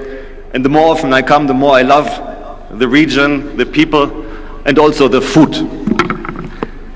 Ahero rech, gi kuon, gi osuga. And I sincerely thank you for the invitation to this important gathering and for the opportunity to engage with you.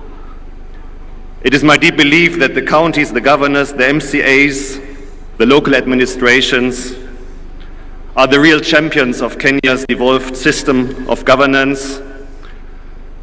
And devolution truly has transformed Kenya in the last decade, bringing decision-making closer to communities and expanding opportunities for citizen engagement.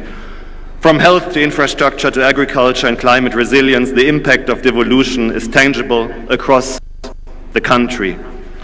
As development partners, we commend county governors and county assemblies for your leadership in advancing this transformative agenda. We also salute the Council of Governors and the State Department for Devolution, the Office of the Deputy President, for its vital role in fostering coordination among counties and the national government.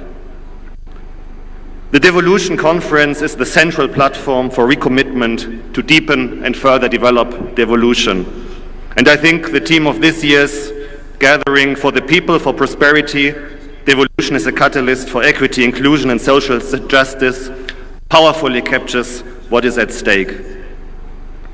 After more than a decade of institution building, time has come to focus on devolution's ultimate purpose, improving the lives of the citizens of the Wananchi of this beautiful country of Kenya. And we have seen in the last month and 1.5 years the importance of listening to the voices of these Wananchis, especially the young people who are invested in the future of their country, and creating meaningful spaces for engagement and responsiveness, including and especially on the county level, remains essential to building trust and strengthening democratic governance. Germany, through our technical cooperation agency, GIZ and KfW, is pleased to co-chair the Devolution Donor Working Group together with UNDP. And as development partners in the devolution space, we, the Devolution Donor Working Group, we would like to highlight a number of critical areas to the further success of the devolution. Firstly, as partners, we are convinced that the timely transfer of funds from the national to county governments is essential. Reliable resource flows are essential for counties to effectively deliver on their mandates and meet citizens' expectations. And I can tell you from the German experience that we know that this is not a very easy task. We have very rich regions like Bavaria and poorer ones in the northeast of the country, and every year there's a struggle for resources because in our constitution we have an obligation to equilibrate the conditions of living in the whole country, but of course you give from the one and take from the one and give it to the others is always a very complex discussion, and also on the level of the federal government to the 16 regions that we have in Germany. But still it is essential for federalism or for devolution and decentralization. Secondly, we encourage increased efforts to generate own resource revenue with counties. Strengthening revenue collection systems is key to meeting development needs and reducing dependency on national allocations. And during the tour of the booth, we have seen very impressive technological advances that make it easier for the counties also to tap into these resources. Thirdly, we emphasize the importance of strengthening public financial management, transparency and accountability. Responsible resource use is fundamental to delivering concrete results. And finally, we underline the need for meaningful public participation, especially by women, youth and persons with disabilities. Their voices must be heard and included to ensure truly inclusive and responsive governance. Be assured, governors, MCAs, National Government of Kenya, Your Excellency the President, of our cooperation and our willingness in pursuing these important priorities. Our commitment to supporting devolution and deepening this partnership with the counties is strong. For Germany, devolution is one of our development cooperation priority areas. We are active in basically all the counties with different initiatives.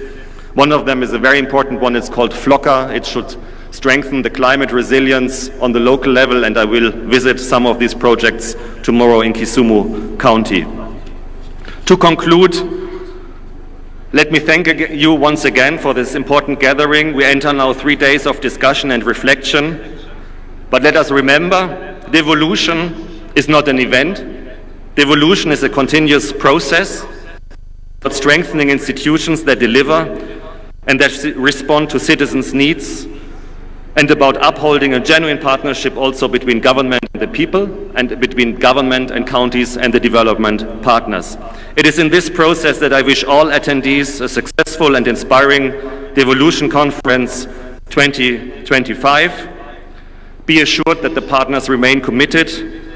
We will travel this journey together, and I'm very much looking forward to our cooperation. Thank you very much. Asanteni sana, kamano.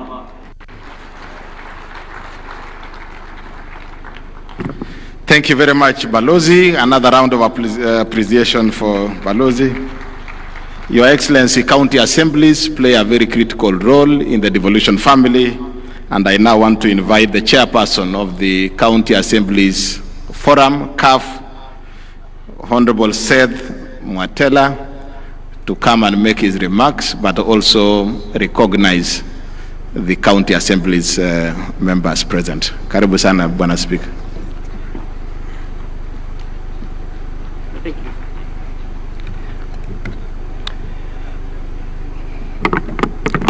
Your Excellency, the President of the Republic of Kenya, distinguished leaders, fellow Kenyans, friends of devolution, on behalf of the County Assembly, allow me to begin by expressing our deepest gratitude to the Excellency, our President, the Senate, and the National Assembly.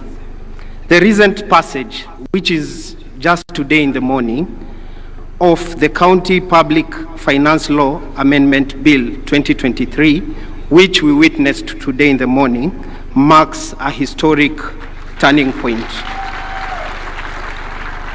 This is a landmark legislation, Your Excellency, liberating the county assemblies from the executive dependency. It empowers us to fulfill our roles without fear or favor. Your Excellency, if I don't say this, the MCAs will discipline me.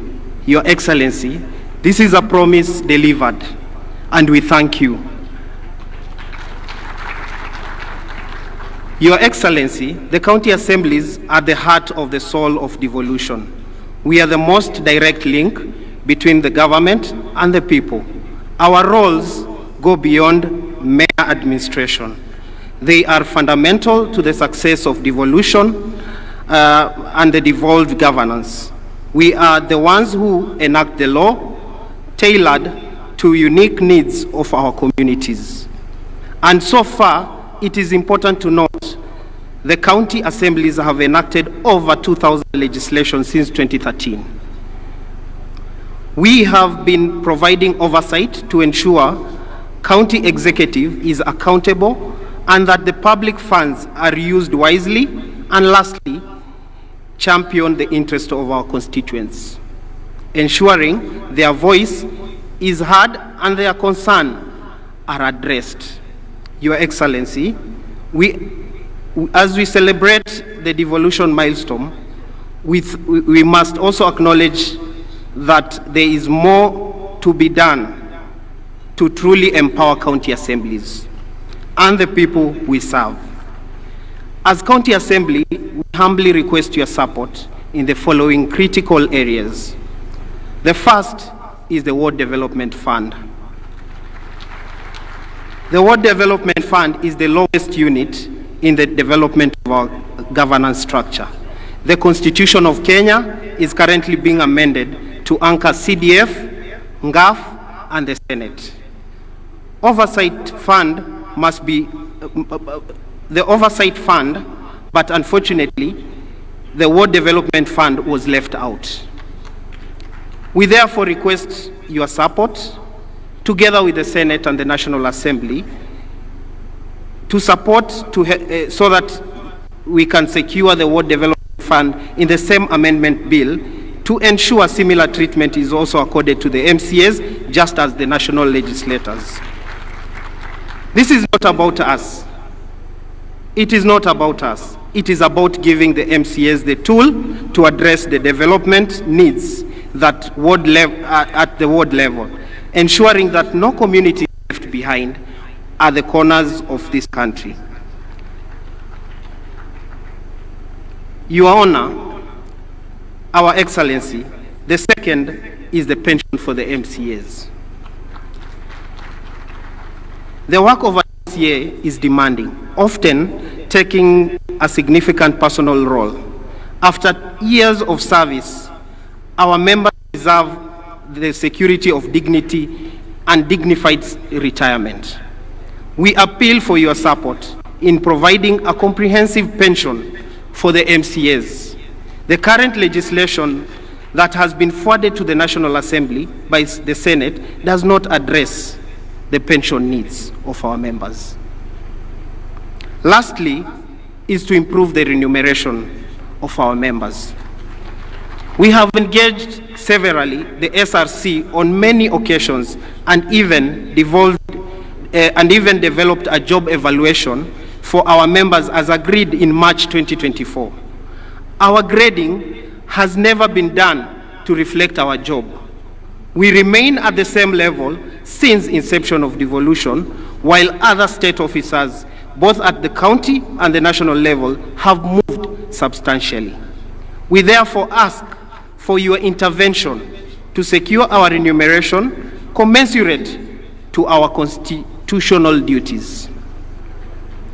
Your Excellency, distinguished guests, ladies and gentlemen, as we deliberate in the Devolution Conference, let us be bold in our resolution by reaffirming our commitment to oversight, accountability, and financial independence, not as mere aspiration, but as fundamental pillars of our democracy. The strength of devolution lies in strong independence and well-resourced counties. I want to stop there. I want to thank you, Your Excellency, the National Assembly, the Senate, and may God bless Kenya and the spirit of devolution. Asanteni sana, erokamano.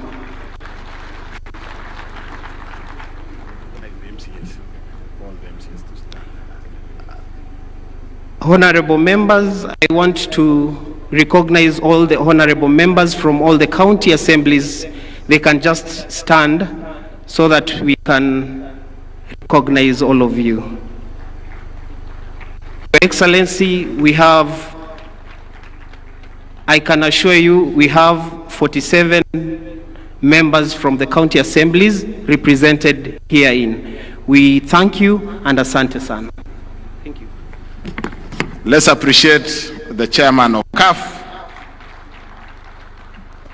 I now want to invite the Principal Secretary in State Department of Devolution, Michael Lenasalon, to come and make his remarks. Karibu sana Bwana PS.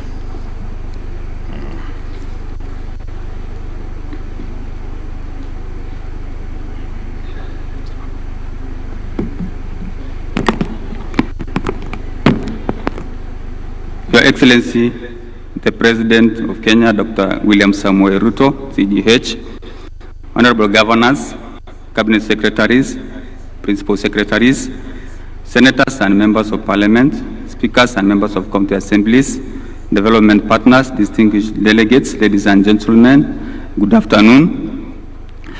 Jodurua Maso, Umor, I'm honored to join you in Homa Bay, the county of endless potential, for the 9th Devolution Conference and the 2nd biennial conference. United under the powerful theme, for the people, for prosperity, devolution as a catalyst for equity, inclusion, and social justice. This year's theme resonates with the objects of devolution, which are fundamental ideas on which our devolved system of governance is anchored. Devolution is about equity, inclusion, and social justice. It is about ensuring that no Kenyan is left behind, regardless of their geographic location, gender, ethnicity, disability, status, or socio-economic background. Since inception, devolution has transformed our governance landscape. It has brought public services closer to the people, accelerated development at the grassroots level, especially for initially marginalized communities, and provided opportunities for participatory governance. Yet, as our sub-theme challenges us, we must now re-engineer county governments to go further. That means to innovate, collaborate, and dismantle the stubborn socio-economic divide that persists. This way, the potential of county governments shall be fully harnessed. Ladies and gentlemen, the State Department for Devolution remains committed to supporting the effective implementation of devolution by empowering county governments to deliver services optimally. One of the key initiatives that the State Department is currently implementing is the second Kenya Devolution Support Program. The program supports counties to improve service delivery, resource management, and institutional accountability.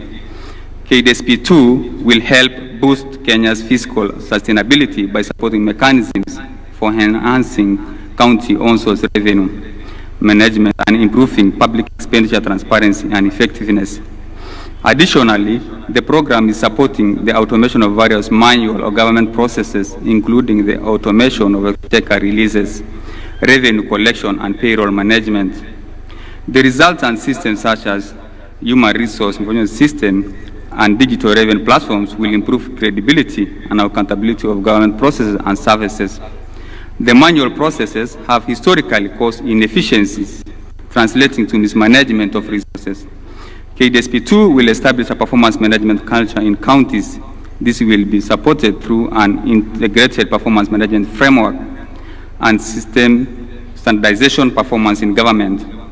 Counties will be incentivized to undertake monitoring of performance contracts and cascading of the performance contracts to the lowest level.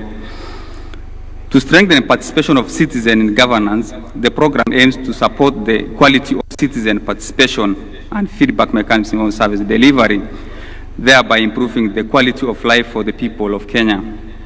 The investment dashboards being supported by KDSP2 will facilitate the tracking of county projects implementation and provide an opportunity for real-time citizen feedback. Another key initiative by the State Department for Devolution is the Strengthening Good Governance in Kenya program. Together with other stakeholders and development partners, that is the EU and GIZ, SDD will employ innovative methods through incentivizing county government to instill the culture of good governance.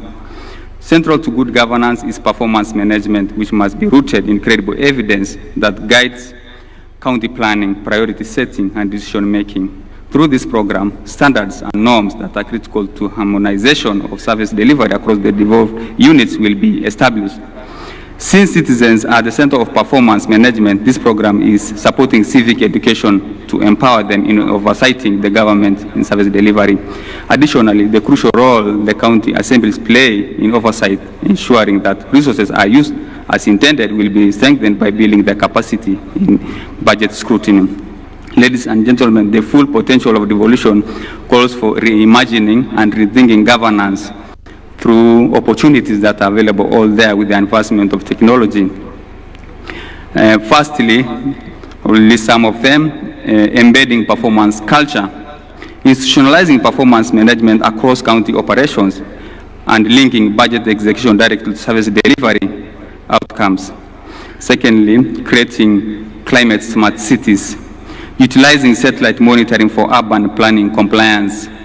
Your Excellency, the human resource alone is not enough, so we need also to leverage on technology, and also transforming waste management systems into circular economies, as already outlined by previous speakers. Scaling wetland and river restoration, like the model, Nairobi River model, which is on track and very effective. Your Excellency, the rule book for cities should also be re-engineered, because with a big rule book, then, for example, the Nairobi Rivers, the vision and the citizen involvement and the action is just what's needed, not so the governance needs also to be re-engineered for the county cities. Advancing agricultural innovation. 3. Establishing county-based food production systems, ecosystems, and implementing spatial planning for sustainable land use. 4. Democratizing healthcare access, deploying AI and and Internet of Things diagnostics at lower level hospitals, and leveraging drone logistics for medical supply chains, as we have seen in Homa Bay. Realizing this collective vision requires creating frameworks for county innovation funds, facilitating public-private co-creation platforms, and strengthening citizen engagement through open governance tools. This conversation continues with enhancing coordination of national devolution programs, peer learning, and multi-stakeholder technical support frameworks for the people, for prosperity, and for collective future. Asanteni sana na Mungu abariki. Asante sana, tumpigie makofi Bwana PS. I now want to take this opportunity to invite the host senator, Senator Moses Kajwang, to come and make his remarks. Karibu Bwana Senator.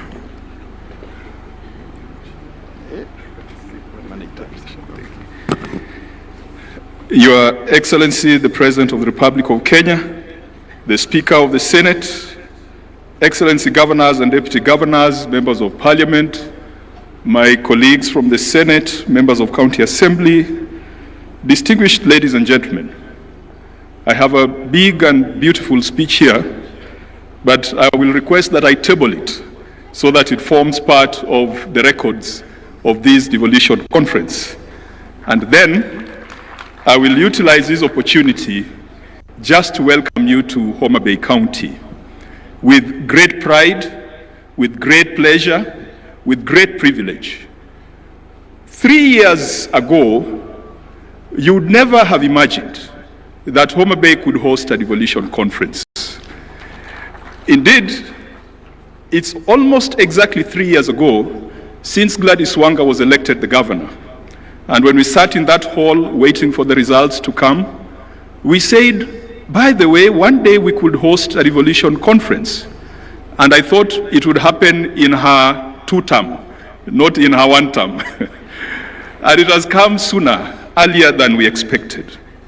And this morning, when I was going through the Bible, I reflected on an interesting conversation between Nathaniel and Philip.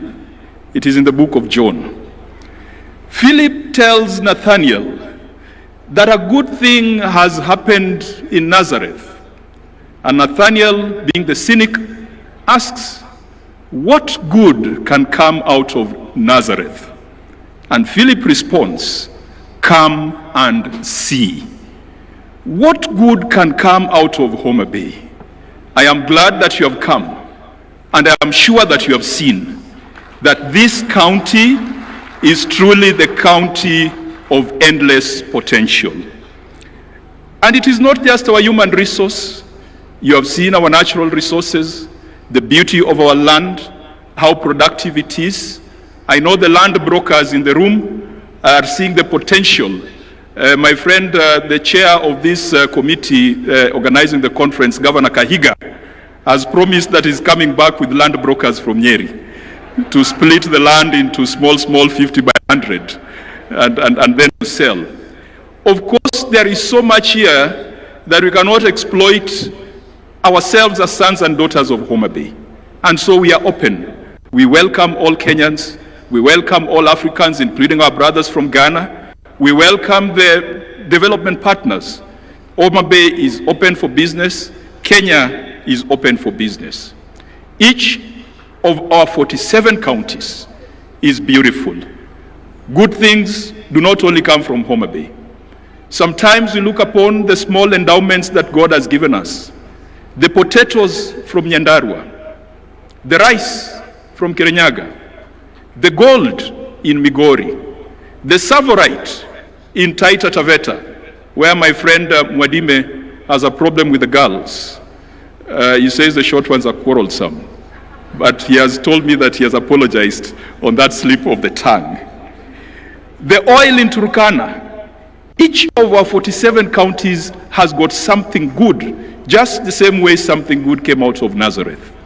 Your Excellency, when you talked of the bottom-up economic transformation model, I believe that devolution would be the channel for delivering development bottom-up, delivering development to the grassroots, and it still remains the surest way of empowering the people and empowering communities. Your Excellency, I don't want to say much. The Speaker of the Senate is present and will make the formal presentation, and will also introduce the senators present because he's the head of the institution. The Governor of Homa Bay is present, and she will also introduce and acknowledge all the leaders who have come from Homa Bay County.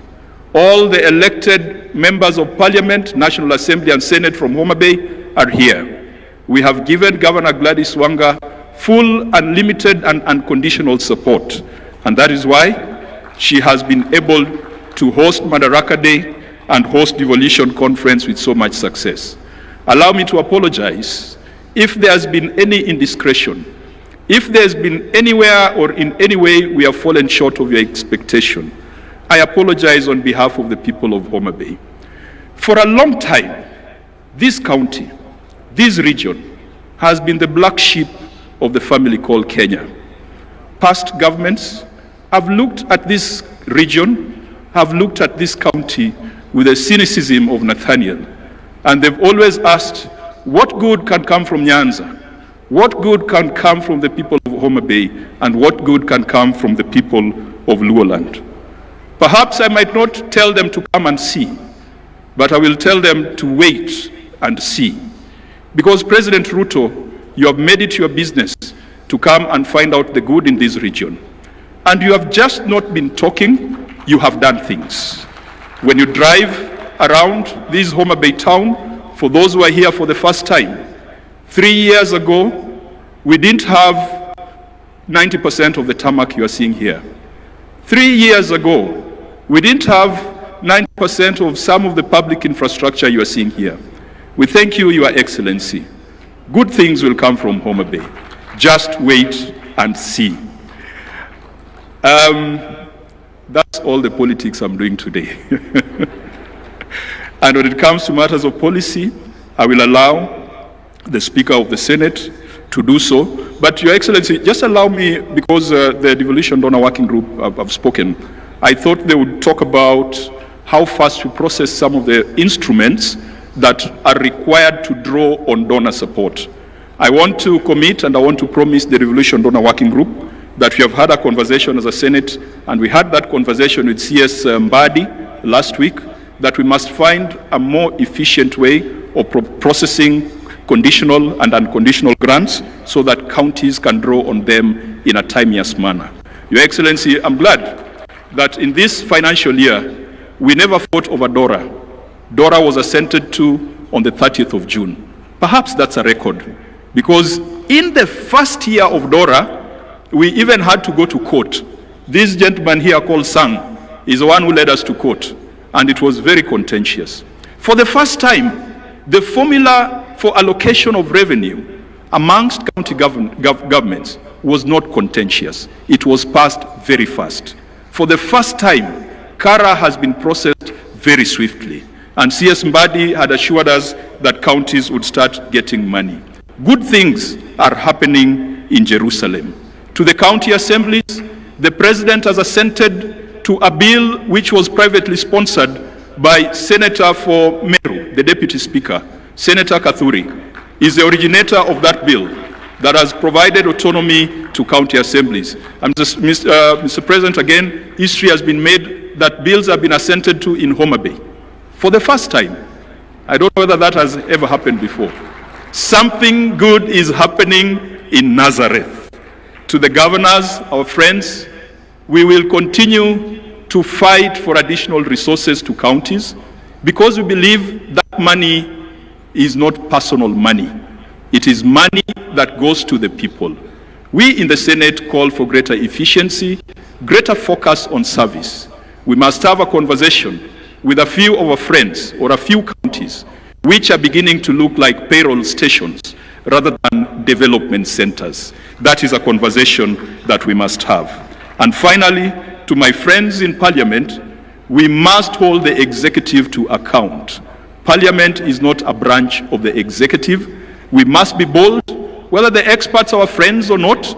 We have passed legislation, and Your Excellency, if you look at even the health laws, the Senate passed the 4 laws when you are sitting in Turkana. We went for Senate Mashinani in Turkana.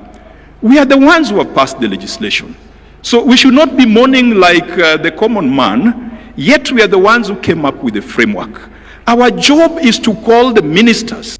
And Your Excellency, if Duale cannot fix this thing, if Olunga cannot fix this thing, if Dr. Nyikal, chairing the health committee, cannot fix this thing, then we've got a problem somewhere. We must make these things work. It is our duty, it is our responsibility. There are laws that we passed, and we must make sure that it works. To the Council of Governors, I can also promise you a proper thrashing at the next Devolution conference. May God be with you, and may you enjoy, and it's a thrashing in football. It's in football, let me qualify that. And may you enjoy the beauty and the warmth of Homa Bay County. Thank you. Another round of applause for Senator Kajwang, one of the most popular senators among governors. It's now my humble responsibility to invite our host, Governor, Her Excellency Governor Gladys Wanga.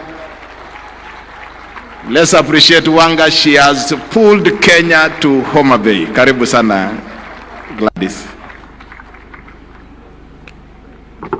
Thank you very much, Governor Sang. Your Excellency, President of the Republic of Kenya, Your Excellency Dr. William Samoei Ruto, the Speaker of the Senate, Honorable Amason Jaffa Kingi, the governors present, led by the Chair of the Council of Governors, His Excellency FCPA Ahmed Abdullahi, the Vice Chair, His Excellency Mutai Kahiga, members of Parliament, Senate and the National Assembly are present, Cabinet Secretaries and Principal Secretaries, members of the Judiciary, Constitutional Commissions and Independent Officers present, Deputy Governors, County Executive Committee members, members of County Assemblies and Speakers, members of the Diplomatic Corps, Development Partners, Private Sector, Academia and Civil Society, my one and only first gentleman there, Mr. Wanga, distinguished guests, ladies, gentlemen, God is good. I'm really delighted to welcome you all to Homa Bay. Your Excellency, when Governor Sang was talking about how governors lost to the Senate yesterday, we didn't only lose the match, I also lost my voice in the process of cheering the governors who are not winning anyway, after all. Your Excellency, allow me to introduce the local leaders present here. This hosting would not have been possible without the support of the leadership of this county, of this region, both in the National Assembly, Senate, and County Assembly. So I'd ask those members to please rise so that I can introduce you and just acknowledge you. Members of Parliament from the region, this hosting is not for Homa Bay alone, it is for this entire region.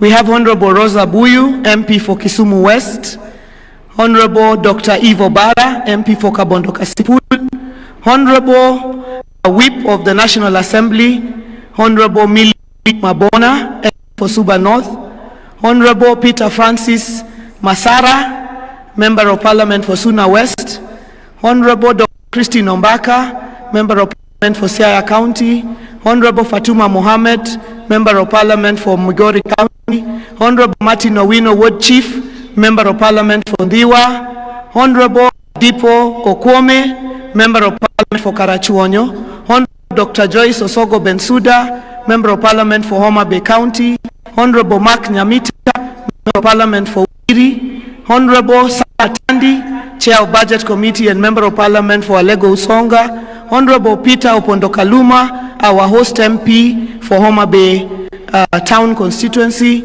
Honorable Catherine Muma, Senator nominated from Kisumu County, Honorable Senator Eddie Okech, Senator for Migori County, Honorable Senator for Homa Bay, who has spoken, Senator Kajwang, Honorable Dr. Lilian Gogo, Member of Parliament for Rangwe. Thank you very much. Please be seated. I saw our majority leader and speaker in the crowd there. Honorable Speaker of the County Assembly of Homa Bay, Polycarp Okombo, and Honorable Majority Leader Ogindo Tipo. Your Excellency, it is my profound honor to welcome you to the Lake County of Homa Bay, the county of endless potential.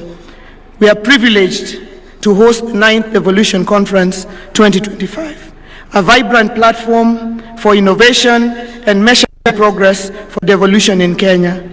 In line with the theme of the conference, for the people, for prosperity, we sincerely thank the Council of Governors, my colleague governors, for the opportunity to host DevCon 2025. It was not an easy decision, but we thank you for believing in Homa Bay, despite the fact that we might have been considered one of the counties that may be too small to host. We thank you for the vote of confidence. Your Excellency, allow me at this very early opportunity to thank you immensely for your partnership in transforming Homa Bay County to make it a county that could be considered to host this conference. As Senator Kajwang has correctly pointed out, a lot of the transformation in this county has happened in the last 3 years. Your Excellency, when you first visited Homa Bay on 16th, on an official development tour on 16th of January 2023, 3/4 of the development that we are seeing in Homa Bay County was not here. Your Excellency, at that point in time, there was no broad-based government, there was no partnership. I was an opposition governor, you were the president of the Republic. To the people of Homa Bay, you had no intention of leaving Homa Bay or any other part of this country behind, simply because of how we voted in the election in which you are elected as President of the Republic of Kenya. Excellency, partnership, the national government. Excellency, today as we drove to the county headquarters and we were coming back, I could see 2 lines of vehicles on one side and 2 lines of vehicles on the other side. The dueling of the main highway in this Homa Bay town, which would have about Your Excellency because of your support. Whether it's the lakefront, I invite all delegates to go and have a sumptuous meal of fish. The transformation of that has been because of the partnership that we have had together. Your Excellency, all the roads and infrastructure that we see in this town and beyond. Thank you, Your Excellency, for your partnership. And I'd like to say to all the delegates here, karibuni sana Homa Bay, arwako hu Homa Bay County. Your Excellency, in reflecting on our journey, 15 years ago, devolution was enshrined in the Constitution 2010 as a transformative force to bring development and services closer to Kenyans. If devolution were a person, it would be a spirited teenager, vibrant, curious, and occasionally challenging. The impact of devolution is undeniable, with stories of progress written across our 47 counties. Devolution is a key pillar of our Constitution, and it is befitting that this DevCon is held here in Homa Bay, the home of Dr. Odhiambo Mbai, the architect of the Devolution Committee during the constitutional review exercise. And Your Excellency, we thank you because this morning you met the family of Dr. Odhiambo Mbai as we unveiled a plaque, a commemorative plaque at the Arboretum. Our task is to make devolution work for all Kenyans, deliver equity, inclusion, and social justice, closing the socio-economic divide, delivering on the sustainable development goals of leaving no one behind. As we celebrate devolution during DevCon, we celebrate the national unity and diversity of Kenya as one nation. And I'd also like to thank you, Your Excellency, President and Right Honorable Raila Odinga, for consistently demonstrating transformational leadership celebrating devolution. When I assumed office in August 2022, I knew the public expected results as I ran on a Genoa manifesto of hope. Results not just in infrastructure, but in tangible services and opportunities for Homa Bayans. Our pro-people, word-based programs have touched many households. Your Excellency, this morning as you visited our stand, at the Homa Bay stand, you saw that we were celebrating 96 days, straight days of no single mother lost in Homa Bay due to maternal mortality. Your Excellency, this is due to the intensive programs that we have invested together with your government in community health promoters, coming all the way to a robust SHAP program, Your Excellency, and an MPDSR program, a weekly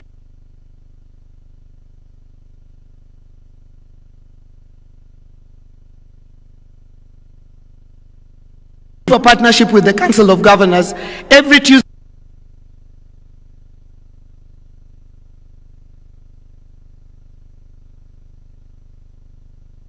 and doctors and the health workers review among themselves and help themselves. And I'm really, really proud that the 96th day has reached without us losing a single mother, because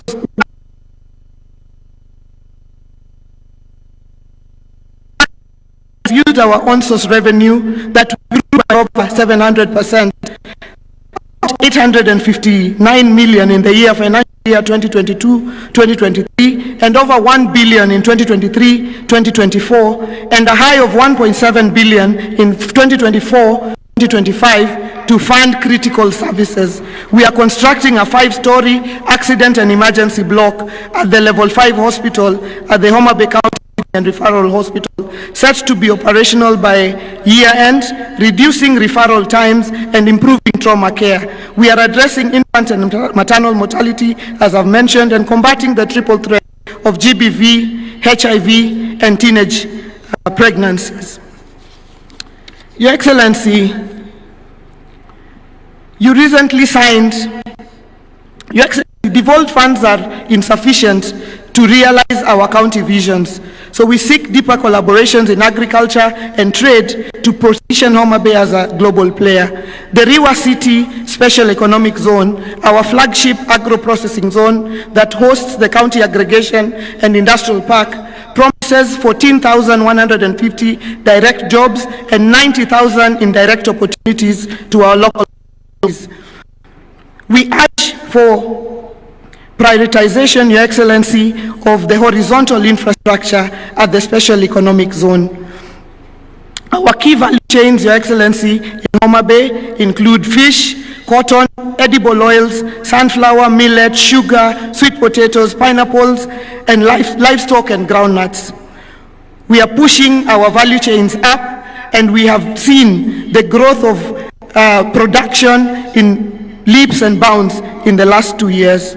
Your Excellency, you recently signed the Economic Partnership Agreement for Trade with the European Union. With CAIPs and improved productivity of the agricultural value chains, we can enhance the trade volumes. Kenya is trading far lower volumes compared to countries like South Africa. The answer lies in 50-50 sharing of the agriculture funds.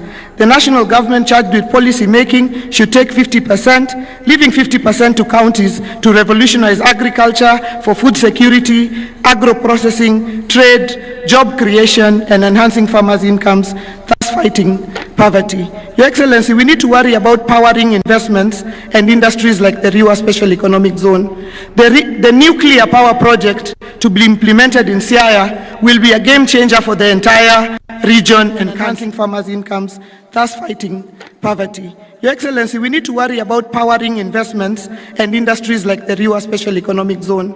The nuclear power project to be implemented in Siaya will be a game changer for the entire region and country. It is expected to supply reliable, affordable, and sustainable power for economic growth. We support the nuclear power project's full implementation for the future of the whole region. Nuclear power will support our agro-processing agenda, powering investments and industries that we need for job creation. Your Excellency, distinguished guests, Homa Bay is a model of devolution's potential.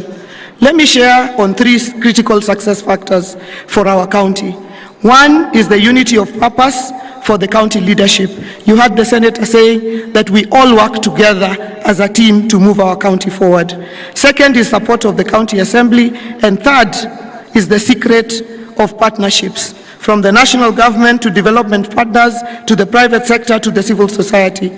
We are a county of partnerships, and we thank all our partners, many of them present here today. The story of Homa Bay is the story of devolution. A little-known county, Mwisho wa Lami, is hosting DevCon. This is the story of each of our 47 counties, and this is the story that we want for Kenya as we engage in the next few days of the conference. My apologies, Excellency, and have to punish the governors who are not playing too well and made me cheer too hard.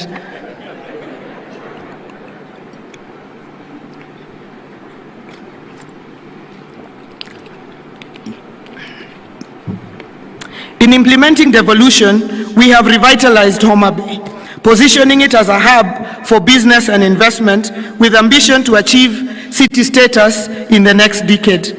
Our lakefront development, including upgrading of the Homa Bay Pier, supported by the national government, is drawing visitors to the Bay of Endless Potential.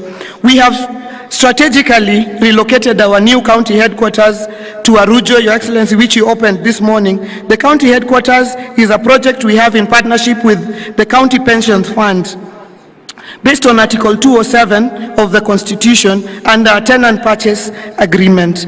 The new county headquarters is part of our larger vision to make Homa Bay a city, to clear out the lakefront of administrative offices, take them up and leave the lakefront open for hospitality, in line with our vision to become the Cape Town of Kenya, within the decade. Your Excellency, in closing,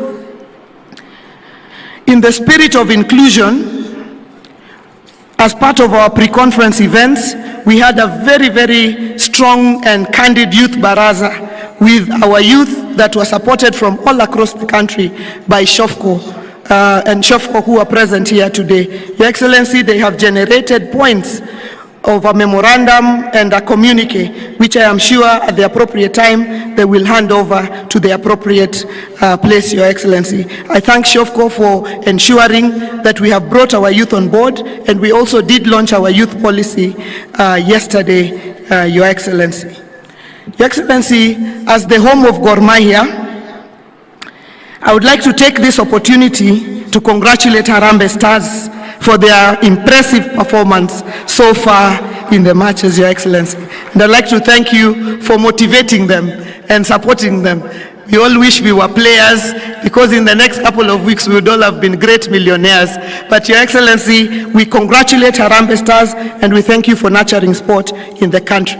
Let me take this opportunity to once again welcome you all to Homa Bay. Please do enjoy yourselves. Don't restrict yourself to the conference venue alone. We have the Paya there, we have the islands of Rusinga, we have the Love Island of Takawiri for those who came with their better halves.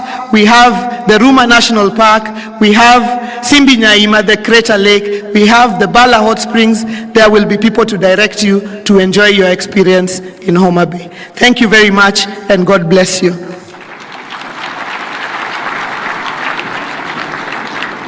Another super applause for our host. Asante sana, Governor Wanga. It's now my honor to invite the our vice chair, who also happened to have been the chairman of the steering committee, to come and give us a status on action points for the 2023 Devolution Conference and introduce the steering committee. Karibu sana, Bwana Kaiga. Daktari Kaiga, Governor Nyeri. Thank you very much. Thank you very much, our whip, Governor Sang. Your Excellency, Honorable Dr. William Samoei Ruto, the President of the Republic of Kenya, the Honorable Amason Kingi, Speaker of the Senate, Excellency Governors and Deputy Governors, Cabinet Secretaries, Honorable Members of the Senate and National Assembly, representatives of constitutional commissions and independent offices, leaders of Homa Bay County and the Greater Nyanza region, ambassadors and high commissioners, principal secretaries, members of the county assemblies, all national government and county government representatives, private sector and civil society representatives and development partners, international delegates, distinguished ladies and gentlemen, good afternoon.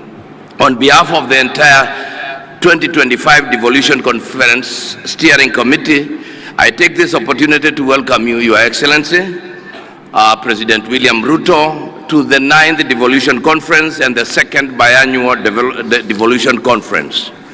I also take this opportunity to extend a warm welcome to my fellow governors who are present with their deputies and respective county leaders.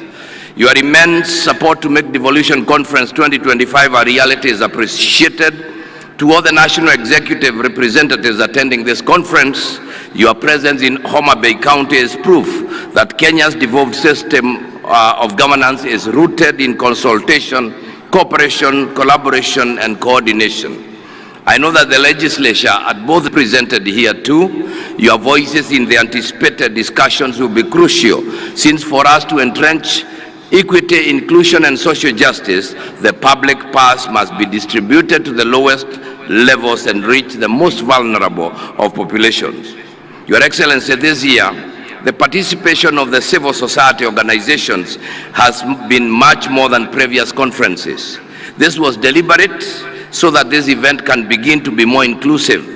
I am confident that this year many diverse Secretary Mr. Michael Enasalon, the Honorable Chege Mwaura, Secretary General of the County Assemblies Forum, Ms. Gloria Wawera, Chief Executive Officer of the National Council, Youth Council, and Mr. Tom Were of ACT.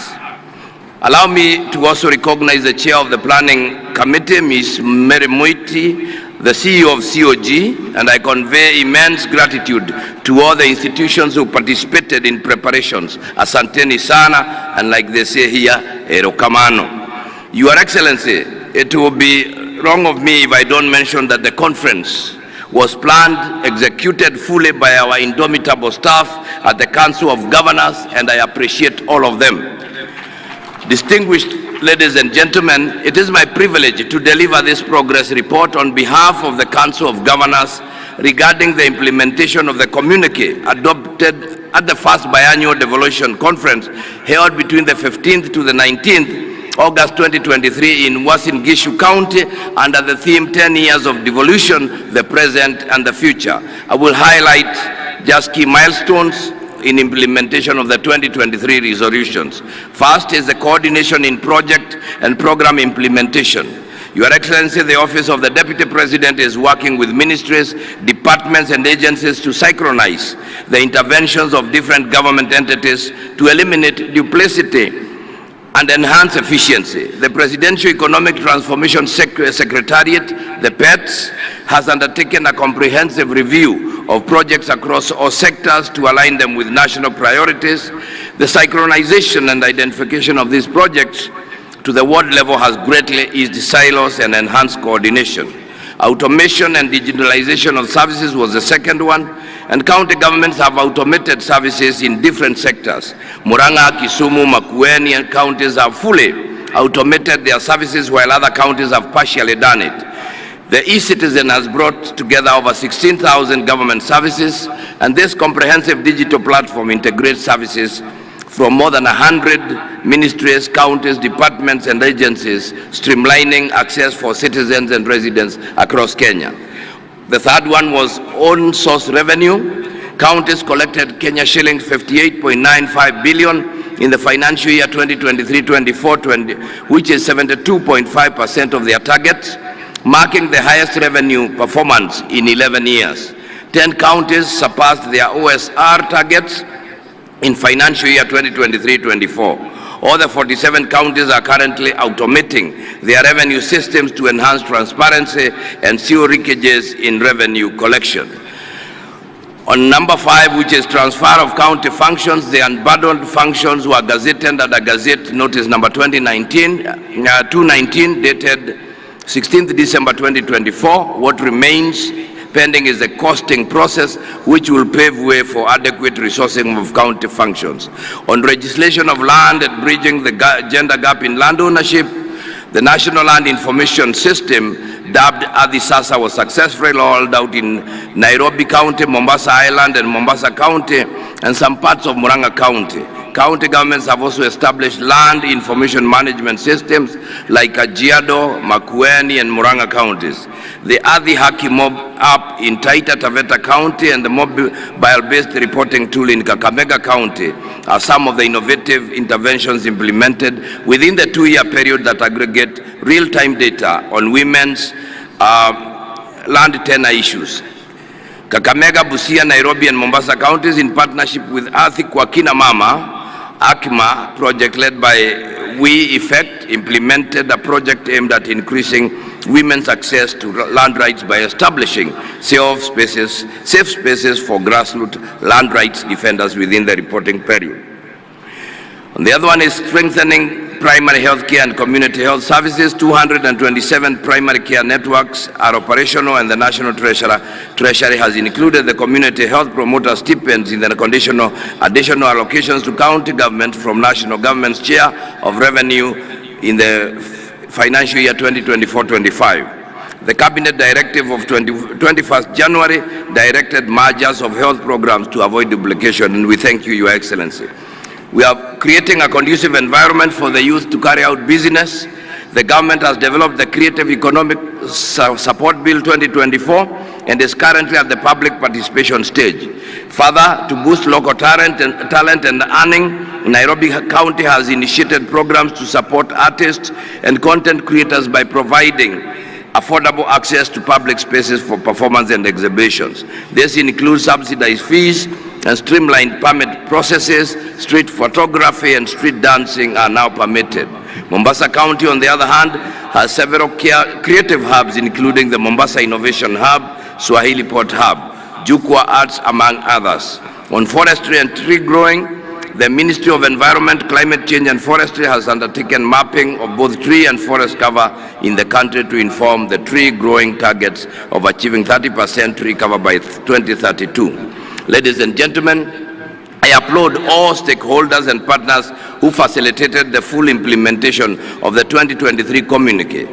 Any ongoing efforts must be concluded. The full matrix containing the status of all the 2023 resolutions can be accessed at the Marifa Center, the knowledge hub for COG. To maintain momentum, we must strengthen intergovernmental collaboration to fast-track pending legislation and ensure equitable resource allocation. There is also need to deepen engagement with the private sector to bridge funding gaps.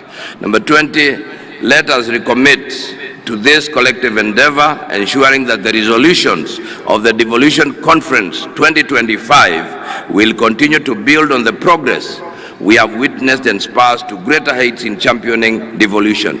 I wish all of the delegates a wonderful time at this conference. Thank you very much. Let's appreciate the chairman of the steering committee, Governor Kaiga. At this point, I want to invite Governor Murang'a to come and showcase a county innovation, as the technical team also prepare the devolution video that will come shortly after. Karibu Governor Irungu Kang'ata.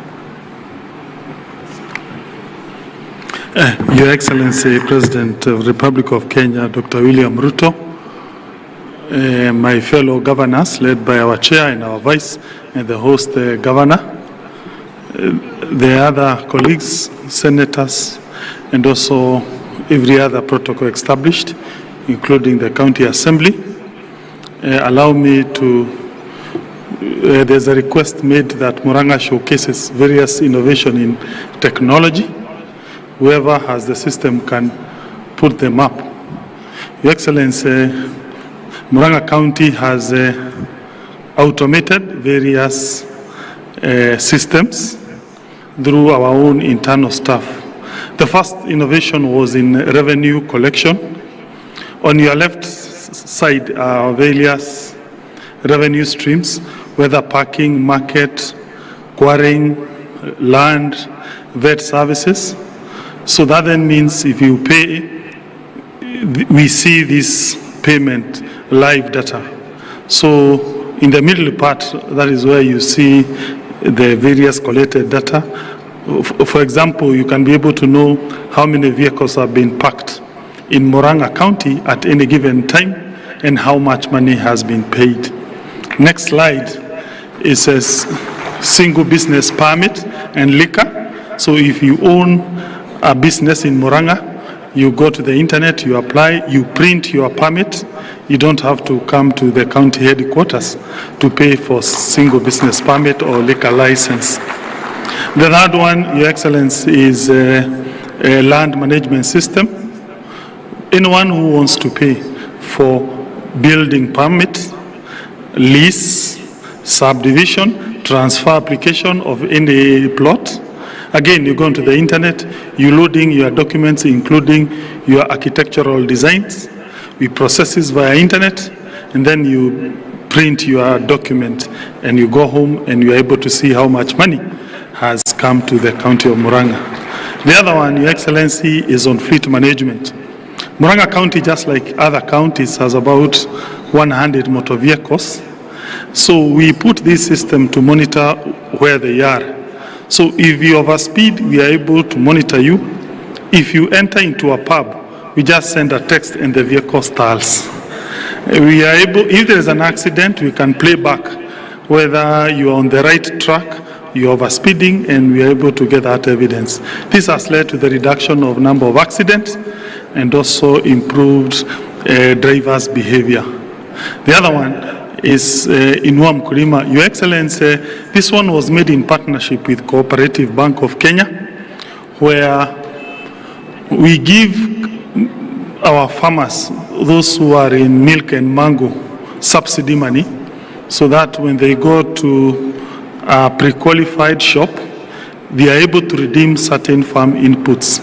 For example, animal feeds, even food stuff. So it is a technology that is mobile-based. So when you go to a certain shop, this is the card we give them. So you give it, if you're a member of that program, your money will be deducted, which has been preloaded in that e-wallet. That supports milk and mango value chains in Murang'a. The other one is a file management portal.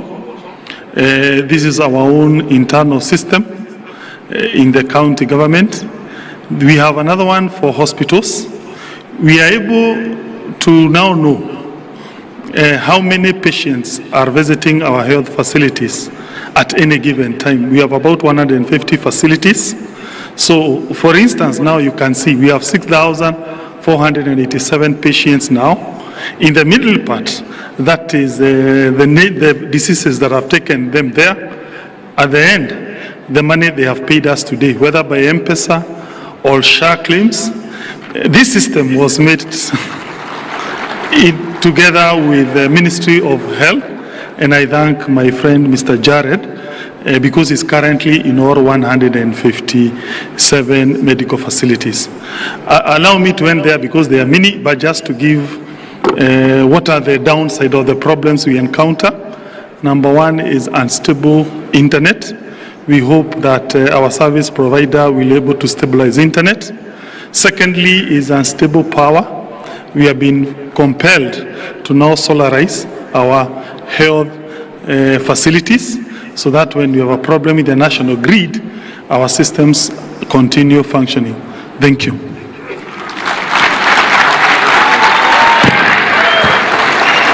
Another round for applause to Irungu Kangata. It's now my pleasure to invite Right Honorable Speaker of the Senate, Amason Jeffa Kingi, to come and make his remarks and address us. Karibu sana Bwana Speaker.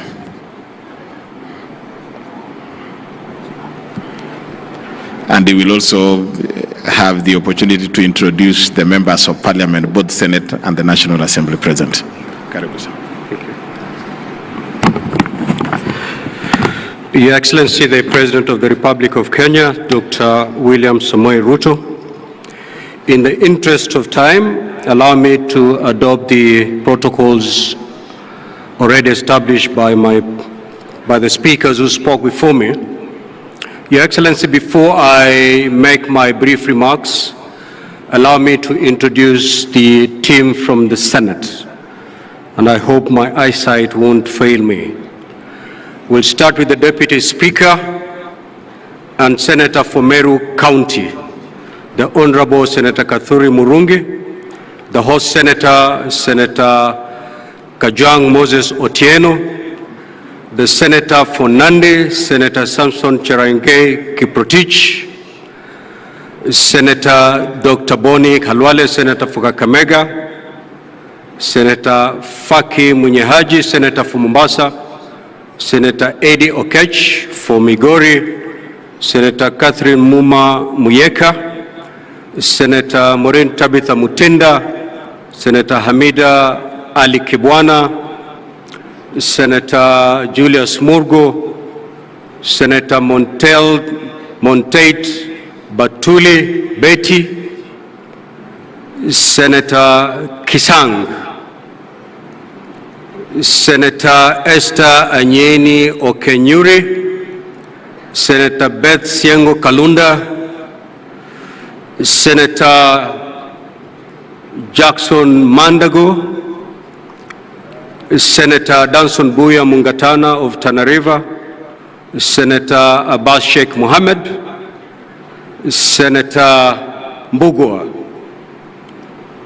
Those are the senators who are with us here today.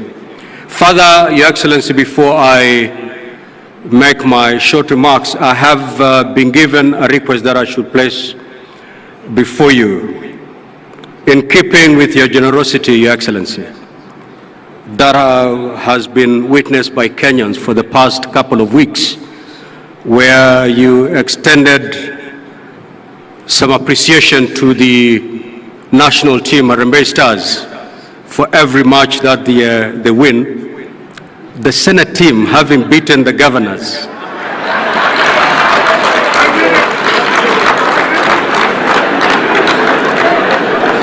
they are wishing to be considered in that appreciation token. The team comprises of 16 members. If that is agreeable, Your Excellency, I may pass by the State Lodge to collect 16 million for the team. And I know it's possible. Thank you, Your Excellency. Distinguished participants, I join you with pride today as a firm believer in our country's most transformative governance shift since independence, that is devolution. We gather here to mark 14 years since the birth of devolved governance, a constitutional promise to bring government closer to the people and to ensure equitable development and to reverse decades of marginalization. As partners in the devolution space, our gathering here today and as this entire week is not a matter of routine, but a national obligation. For devolution is about every lives of our people.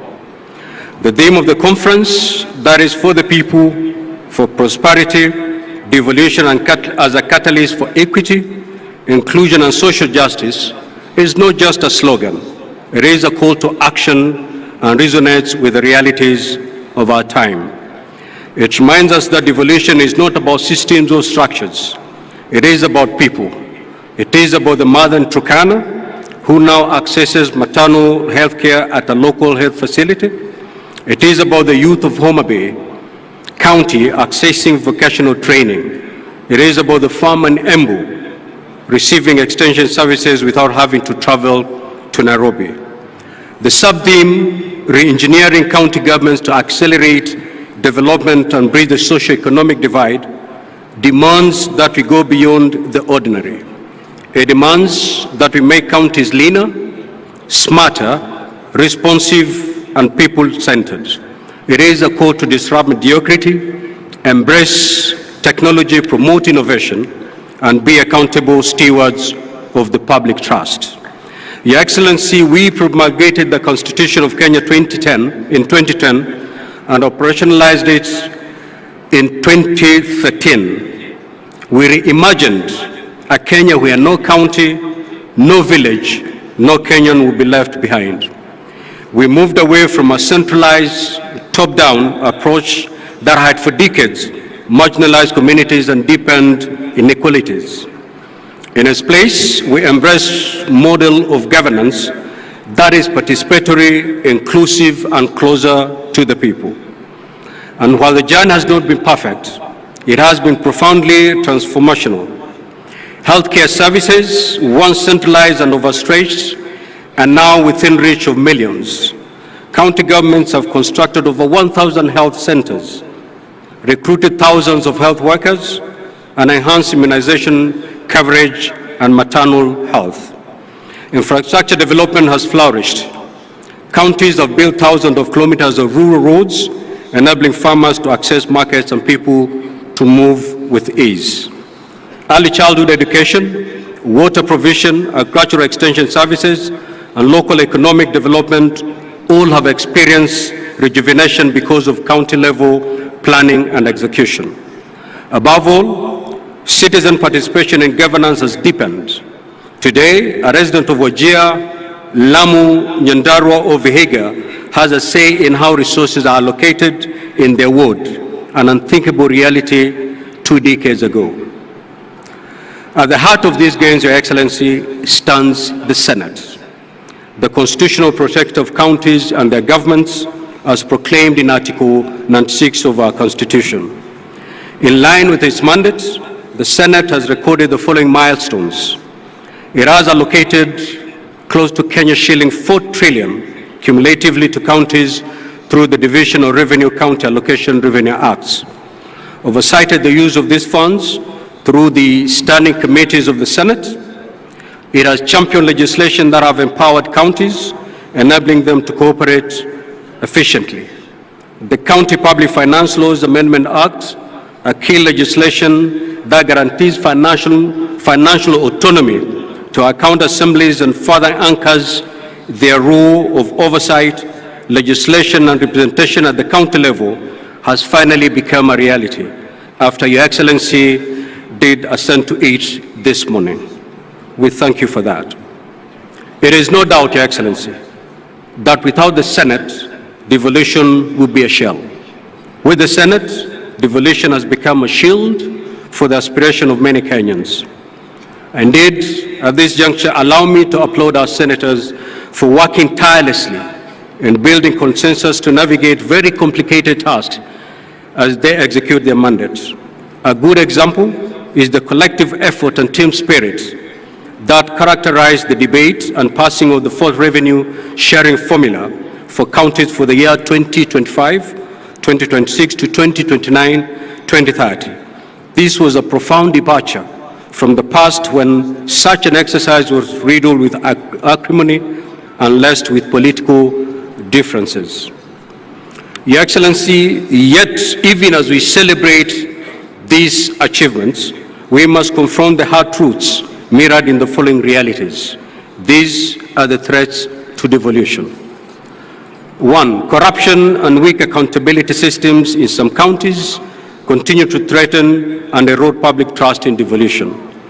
Failure, regrettably so, failure by some governors to heed invitation by the Senate to come to the Senate to account for the resources placed in their hands not only erodes the good working relationship within the devolution family, but also is detrimental to the noble goals of devolution. Regrettably, Your Excellency, we have seen cases where Senate committees have had to encounter hostilities when they visit counties in exercise of the oversight mandate. Very regrettable. Duplication of rules and power struggles between national and county governments undermine efficiency and cooperative governance. Inadequate on-source revenue mobilization by counties has left them over-dependent on the exchequer, limiting innovation and self-reliance. Wrangles within the county assemblies, which sabotages work delivery. Your Excellency, a case in point is the county of Nyamira, where at some point we had 2 county assemblies, 2 clerks and 2 speakers. delayed disbursements of funds to counties, and politicization of county development priorities, which often sidelines community needs. Your Excellency, to secure the next decade of devolution, we must act decisively and collectively to deal with these threats. Distinguished participants, devolution was never meant to be a destination. It is a continuous journey, one that requires vigilance, courage, and commitment. Let us not allow short-term political interest to dilute the long-term vision of equitable development. Let us recommit to the devolution dream by ensuring it lives and blossoms in every ward, in every village, and every heart. For the greatness of a nation lies not in the glitter of its capital city and its urban centers, but in the dignity of its villages. May God bless our counties, and may God richly bless our land. Thank you, Your Excellency.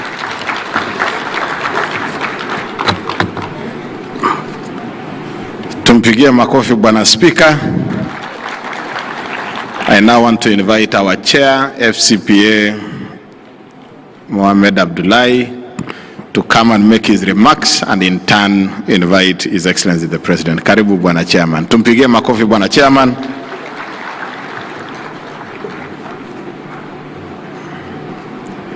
Asante sana. Introduce my governors.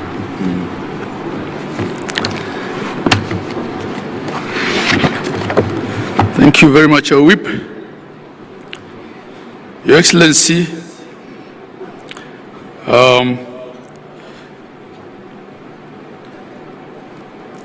I will ride on the protocols already observed before me, but I just want to, before my speech, ask the deputy governors, because I think other groups have been asked to, have been appreciated, to also stand so that we know the deputy governors who are here. We can appreciate you in totality, deputy governors. Thank you very much. Please let's appreciate our deputy governors who are here. Your Excellency, when my sister was here, Gladys Wanga, host governor, I think because of the small element of stage fright that we all have and the fact that we're putting her under pressure to save on time, she forgot to introduce her deputy governor. I think he also didn't stand up when the other leaders stood up. So on her behalf, I apologize and recognize and appreciate the deputy governor of Homa Bay County, Oyugi Magwaga. Your Excellency, I also want to appreciate the presence of our CS Opio Wandai. CS, you can just stand up. Now, with that, Your Excellency, because not all governors will have an opportunity to come and stand up here, I'll be the last one speaking before I invite you. I want to ask all the governors to stand up. Excellency governors, host governor, Gladys Wanga was here, she stood and spoke. My vice chair was also here, Dr. Mutahi Kahiga. Our whip was our MC here, Steve Sang. Then we have my immediate former boss. She's Chair Emeritus, Governor of Kirinyaga and Waiguru. We have the Governor of Tharaka Nithi, Governor Muthomi Njuki, Governor His Excellency Ochilo Ayako of Migori, Governor Nadhif Adam Jama of Garissa, Governor Kiari Badlisha of Nyandarua, Governor Mohamed Khalif Mandera, Speaker Emeritus, Governor of Bungoma Kenneth Lusaka, my professional colleague, FCPF Fernandez Barasa, Governor of Kakamega, Governor Paul Otoma of Busia County, Governor Patrick Olentutu of Narok, Governor Mahmoud Mohamed Ali, Marsabit County, Governor Orengo James, Siaya County, Governor Professor Hilary Barchok of Bomet, Governor and Benjamin Cheboy of Baringo County, our sister Governor Cecily Mbarire of Embu, Governor Amos Nyaribo of Nyamira, and Governor Kachapin of West Pokot. Am I missing out anyone? Oh yes, Governor Wilba Otichilo, Vihiga, Governor Julius Malombe, Kitui, Governor James Irungu of Laikipia, and Governor Kangata, who was here with some innovation a while back. I thank you all. Your Excellency, I had to do that. Your Excellency, the President of the Republic of Kenya, Dr. William Samoei Ruto, Your Excellency, the Right Honorable Amos Kingi, Speaker of the Senate, all the governors here present, and I will ride on the protocols thus far established, all delegates attending Devolution Conference 2025. On behalf of the Council of Governors, I take this opportunity to welcome His Excellency the President, the Honorable Dr. William Samoei Ruto, and all our distinguished guests and delegates to the 9th Devolution Conference and the 2nd Biennial Devolution Conference. As they say here in Homa Bay County, Warwako Uduto. You're all welcome. This year, our discussions will focus on 3 key themes of equity, inclusion, and social justice. Your Excellency, in the recent past, our country has witnessed citizen protests triggered by, among others, the finance bill, youth unemployment issues, and governance concerns. The continent and the world watched as our young people, popularly known as the Gen Zs, marched in major streets across the country, demanding for their voices to be heard. It's sad, of course, also that they were politically infiltrated. Indeed, the theme of the conference, for the people, for prosperity, for the people, for prosperity, devolution as a catalyst for equity, inclusion, and social justice, is meant to spur deep conversations on how the devolved governments can position themselves as the implementers and champions of these 3 democratic tenets of inclusion, equity, and social justice. This year, as we host the conference, it's a conference with a difference, the addition of side events that will be hosted by a myriad of partners, including government agencies, civil society organizations, the private sector, and development partners, will bring as many voices as possible to the conversation. I invite all the delegates to carefully peruse the program and purpose to attend the side events, which will run each single day of the conference.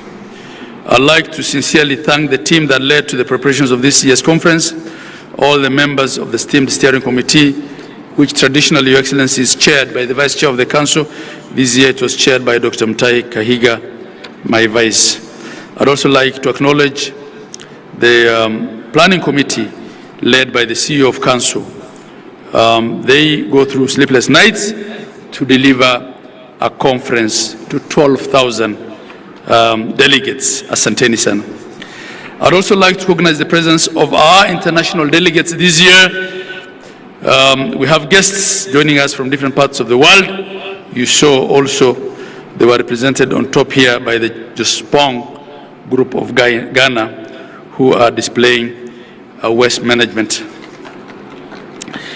In 2010, Your Excellency and distinguished delegates, Kenya has promulgated a new constitution for themselves, containing what is globally regarded as one of the most radical shifts in governance the world has ever seen. Some have called the format of the Kenyan devolution experimental. The new system created distinct and yet independent governance through the national government and 47 county governments which are constitutionally mandated to deliver on key services through locally elected leadership and representatives. We are all in agreement, all of us here, that devolution, notwithstanding its challenges, real and perceived, remains an exemplary case of meaningful reform and the best gift that Kenyans accorded themselves in 2010. The main purpose of devolution was creating units that would secure equitable distribution of development in the country, that every Kenyan is then guaranteed a dignified and a quality life with access to public goods such as healthcare, water, housing, food, education, and transport at the local level. Creation of administrative units beyond the county governments in wards, villages, and planning committees is further meant to ensure that the communities are heard and that the citizens' needs are met no matter where they are in Kenya. Article 174 of our Constitution captures this very succinctly by laying out the objects and the purpose of devolution. And there are 9 of them, and they include, among others, to promote democratic and accountable exercise of power, to foster national unity and recognize diversity. I'll not read all of them, but you can refer to Article 174. And in fact, in that article, Your Excellency, it's only one, really, and the object that explicitly refers to economic development under F, which says social and economic development and the provision of proximate, easily accessible services throughout Kenya. So through devolution, we were dealing with development, but we're also dealing with equity and social justice that is uniform across Kenya.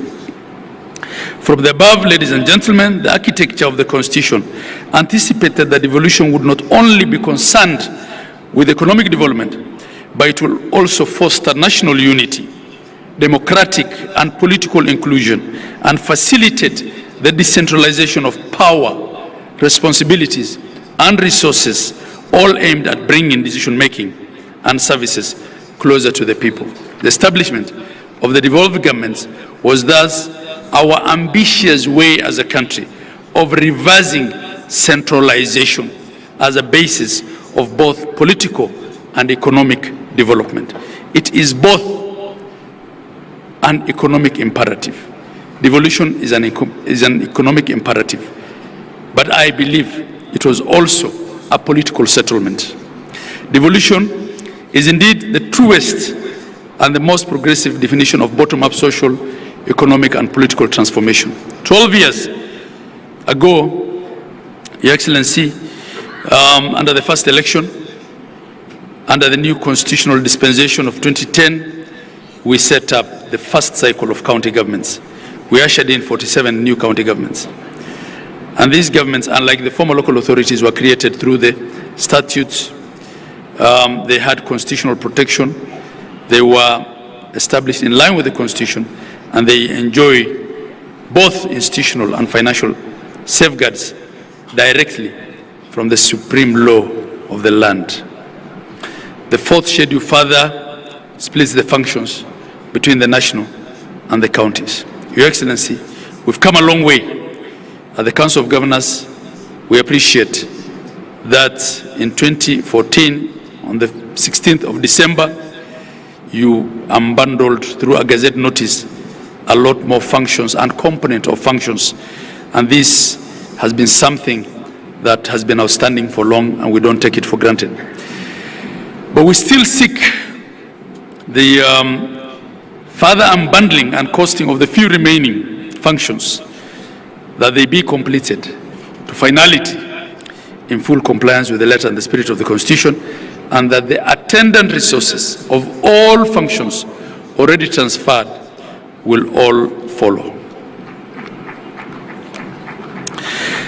As I make this speech, Your Excellency, I'm a second-term governor, having served in the first cohort of the first phase of county governments between 2013 and 17. In my view, devolution, again I say, has come a long way. The journey has not been easy. We've had policy, legal, and administrative challenges that have threatened the very foundation of devolution.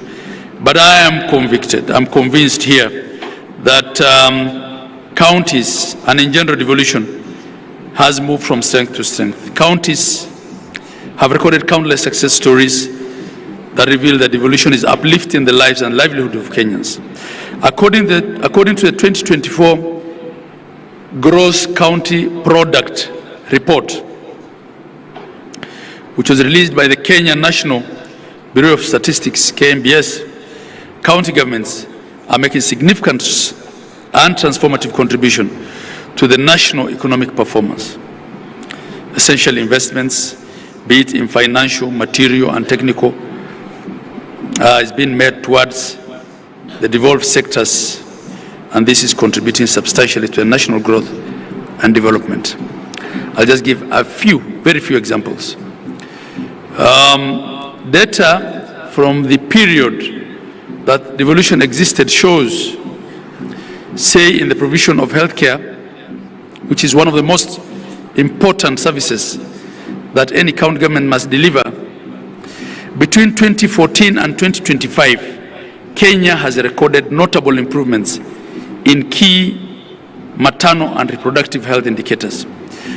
The proportion of women with at least 4 antenatal care visits has risen from 58% to 66%, and skilled birth deliveries has increased from 61% to 82%, reflecting the expanded access to skilled birth attendants as a result of devolution.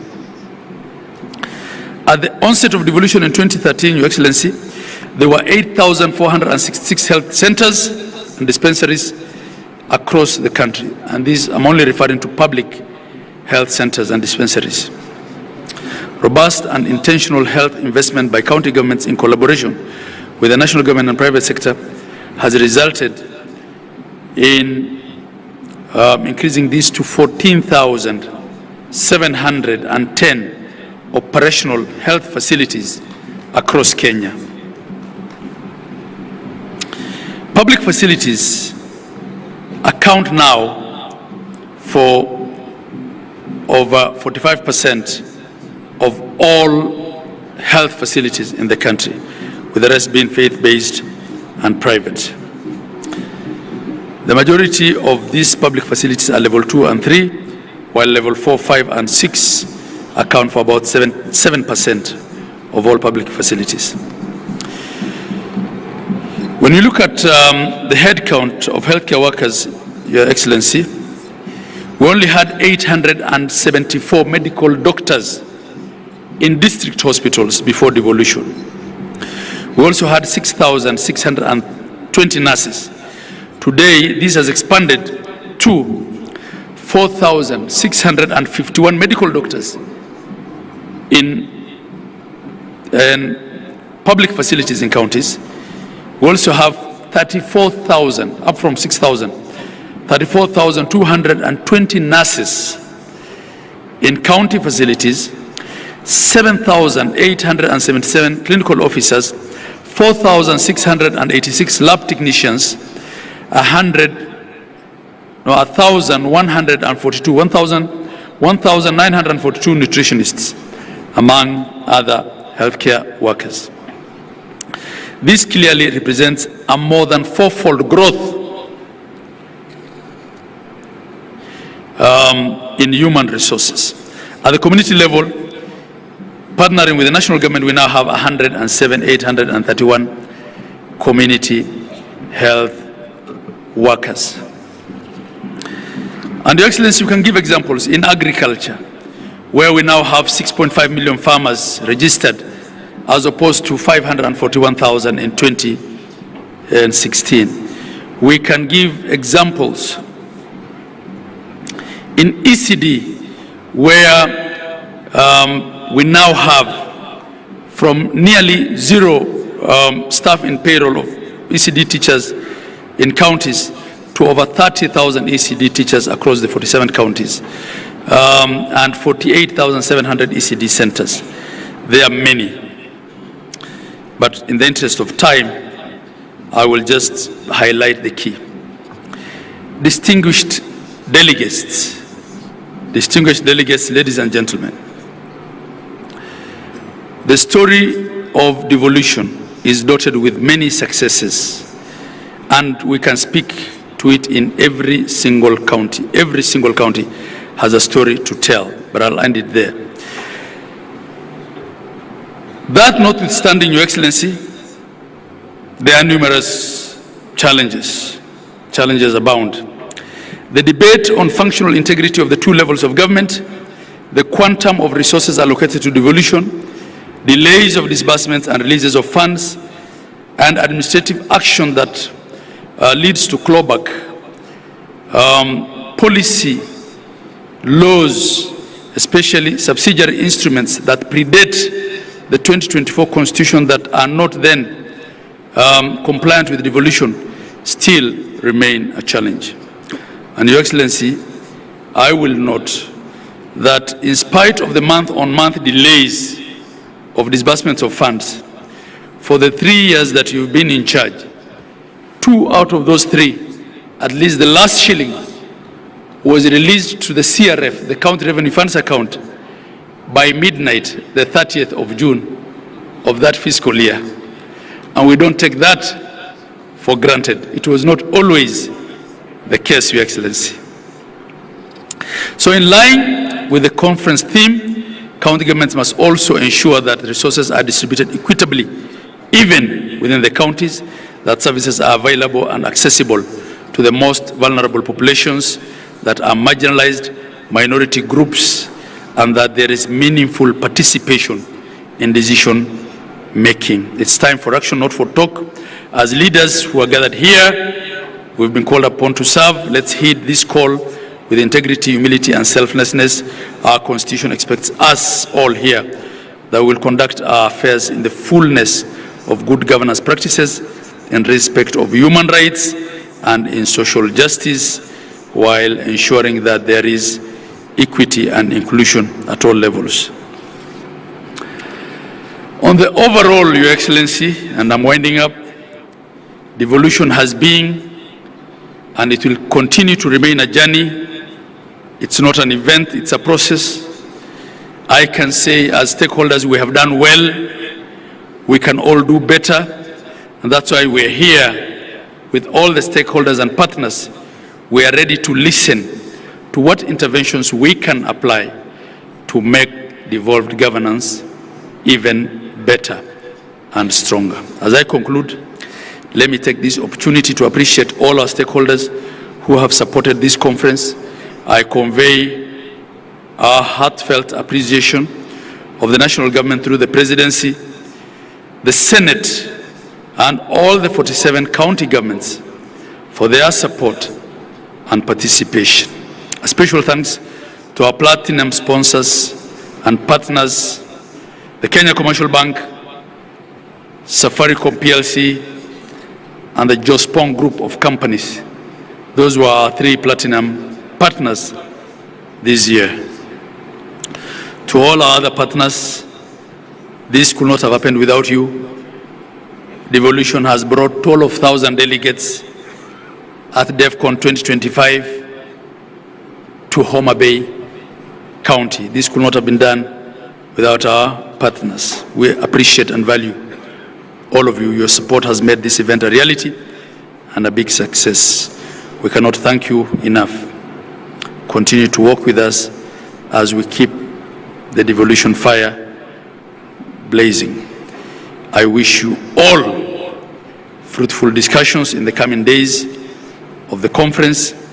It is now my duty and pleasure to invite His Excellency, the President of the Republic of Kenya, the Honorable Dr. William Samoei Ruto, to come and address us and officially open Devolution Conference 2025 for us. Thank you, and God bless you all. Thank you very much, Your Excellency.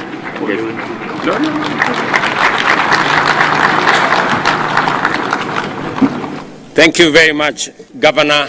Ladies and gentlemen, let's take our seats. Thank you very much.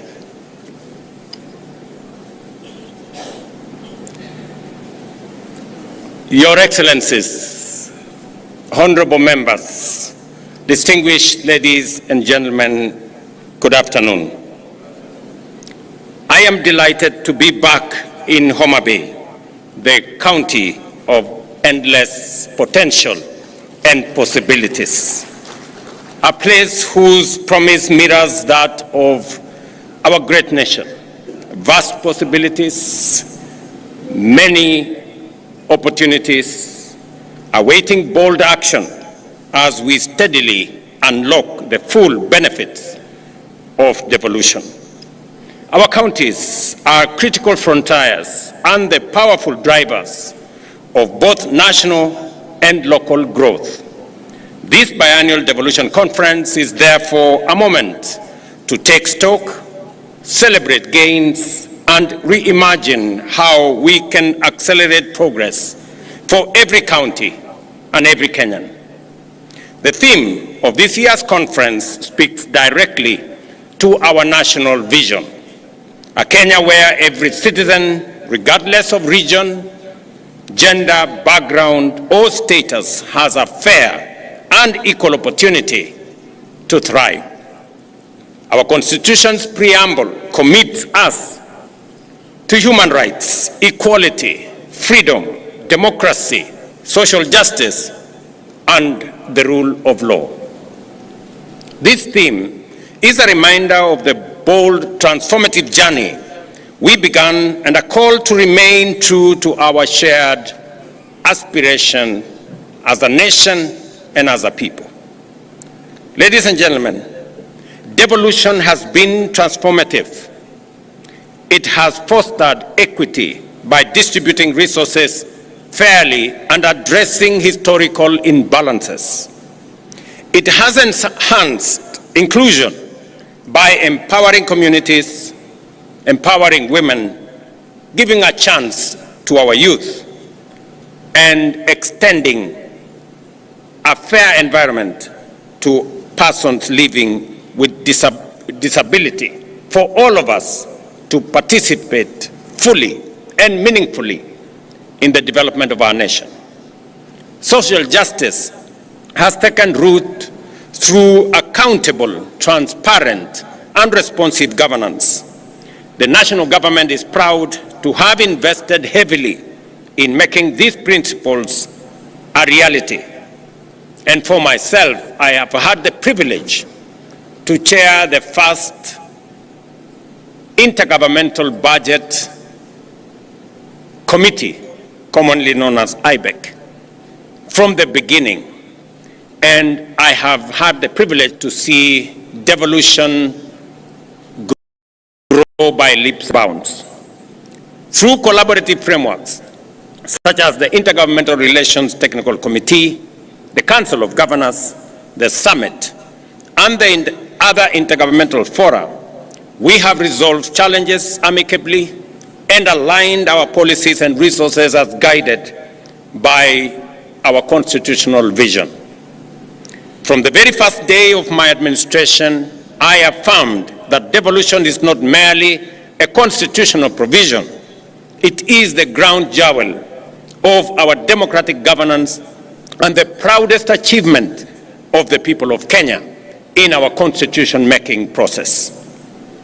I pledged to accelerate the full transfer of all outstanding devolved functions as assigned in the fourth schedule of our Constitution, together with the requisite resources.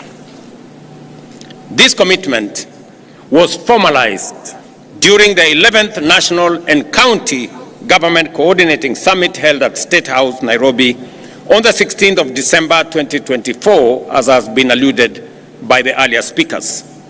I directed the Intergovernmental Relations Technical Committee to finalize the delineation, unbundling, and gazettement of all pending functions, and to initiate the systematic transfer of budgetary allocations and other resources tied to those functions without delay. Today, I am proud to report that all 14 devolved functions have been conclusively delineated and bundled and formally gazetted.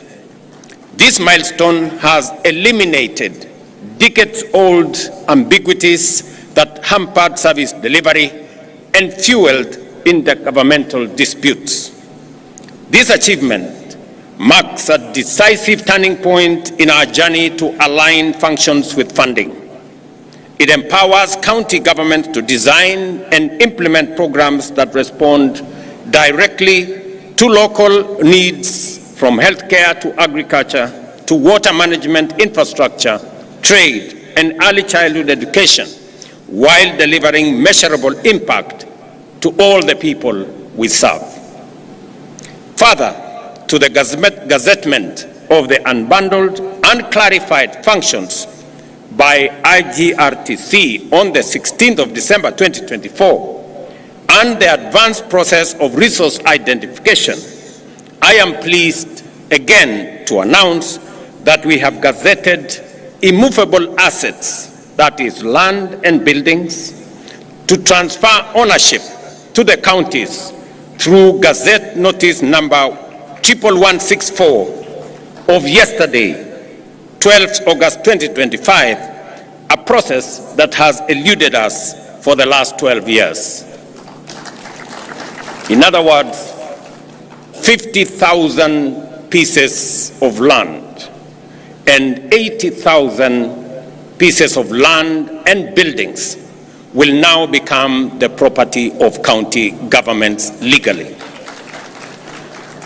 This morning, in a further demonstration of our commitment to devolution, I signed into law two landmark pieces of legislation: the County Public Finance Law Amendment Bill of 2023 and the County Allocation of Revenue Bill 2025.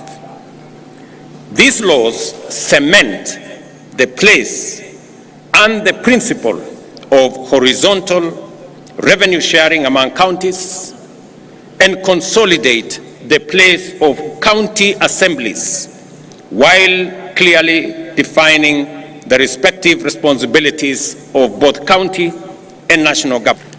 Let me say this, that I had the honor in Homa Bay to finally guarantee by law the independence of our county assemblies. This is a commitment that I made. This is an engagement that I did with the county speakers and county assemblies, and it was a merited request and a merited ask that the same way we have independence of the legislature at the national level, we must also have independence of the legislature at the county level.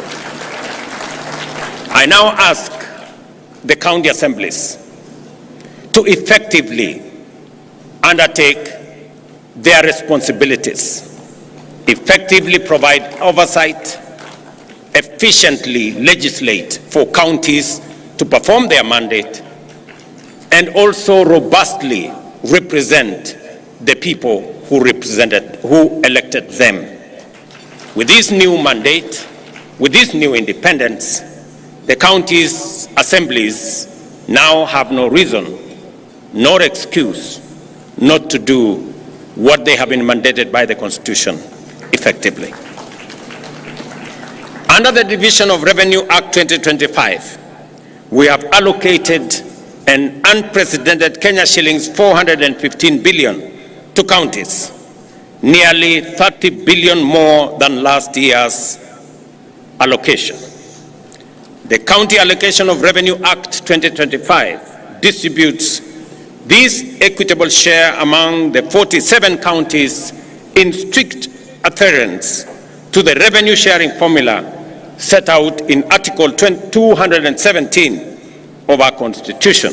And again, today marks a turning point. We are using a new revenue sharing formula, again marking another historic step.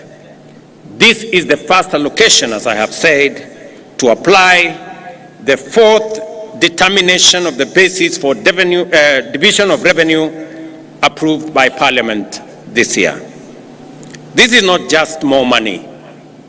It is a stronger foundation for counties to deliver, develop, and transform people's lives.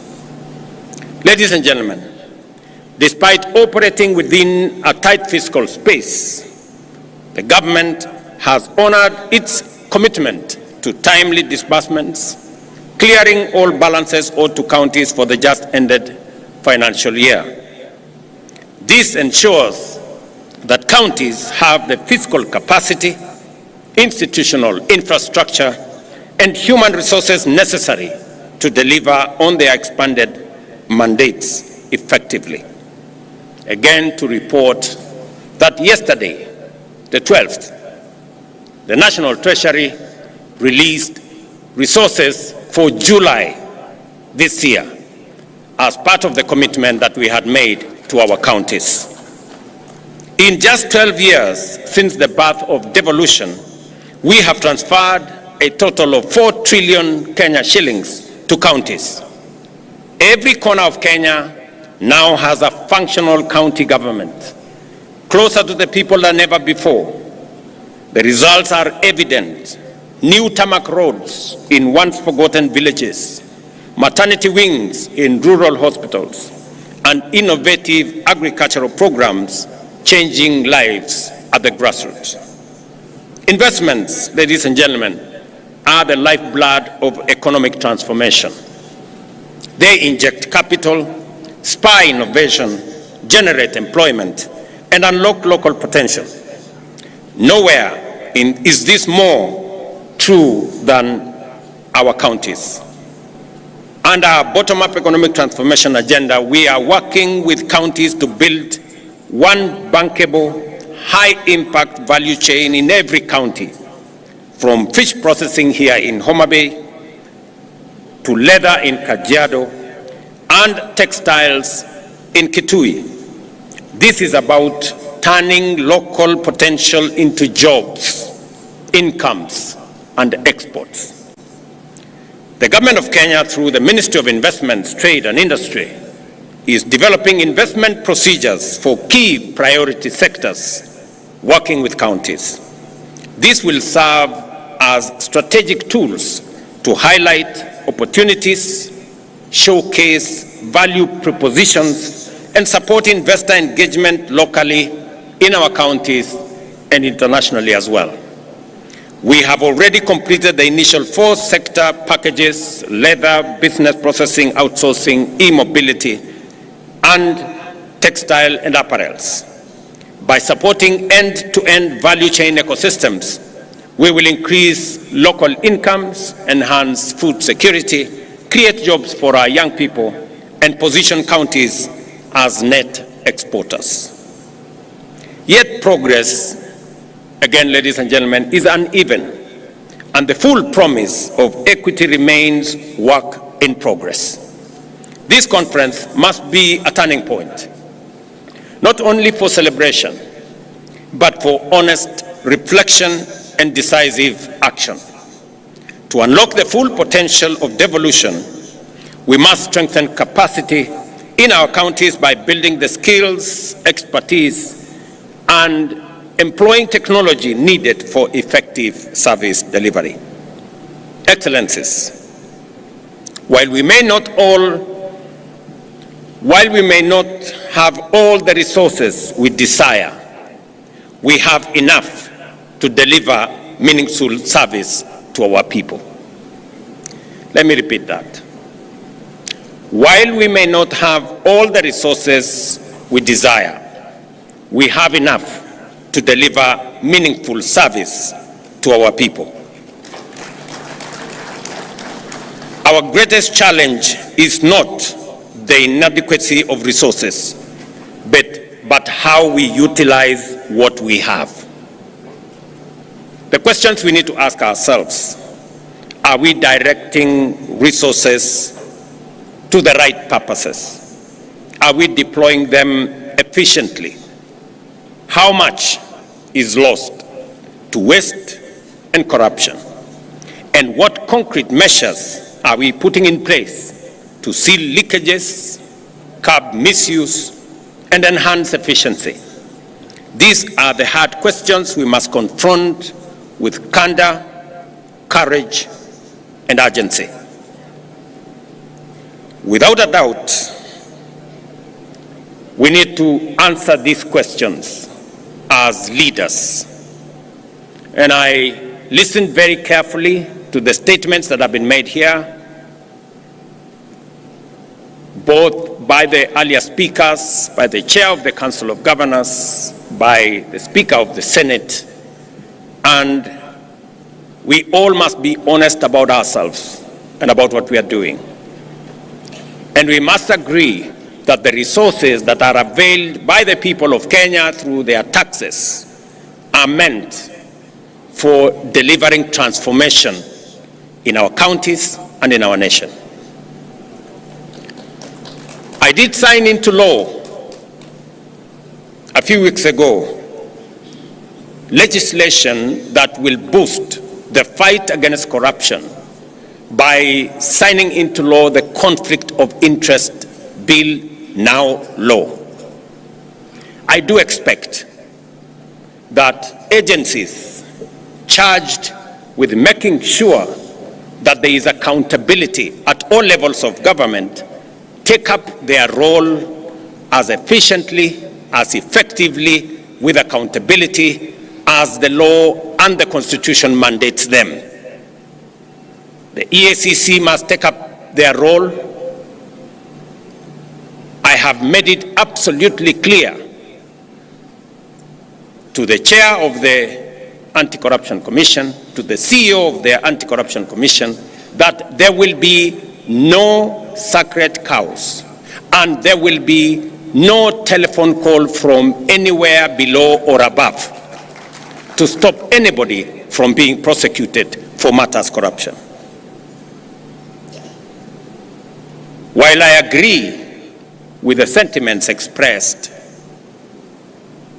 by the Speaker of the Senate, and he has made a solid statement on holding governors and county governments to account, I also must say the legislature must also be held to account.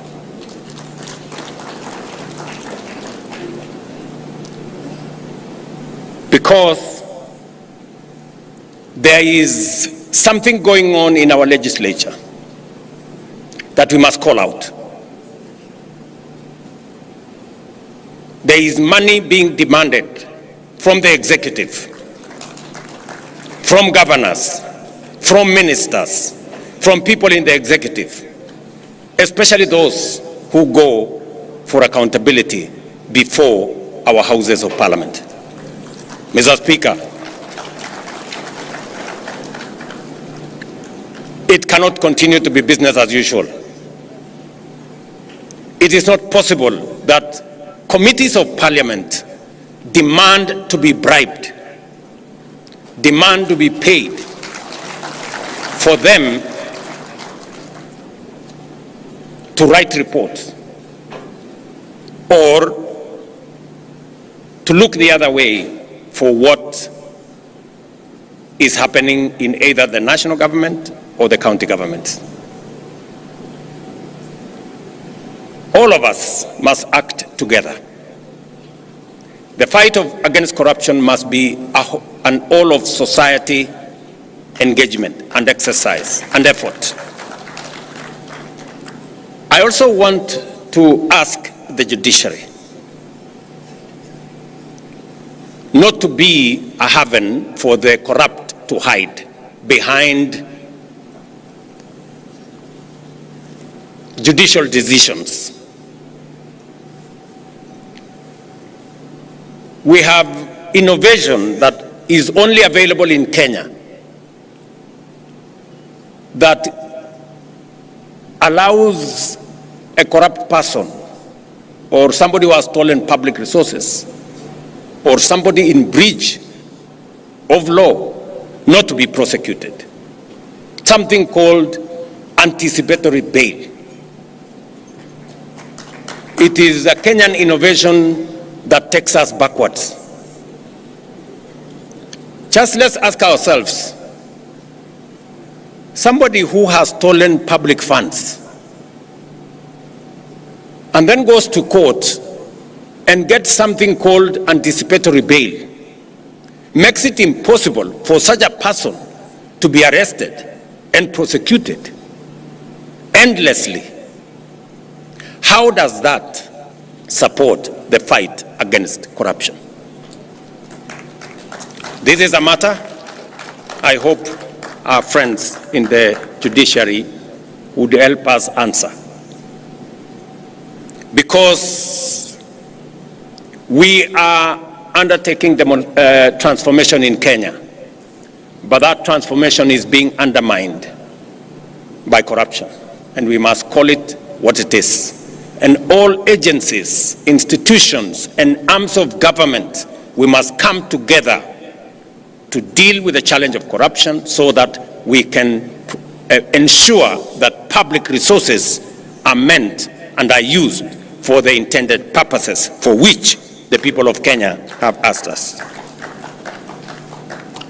Without a doubt, ladies and gentlemen, technology can help in eliminating waste and enhancing efficiency.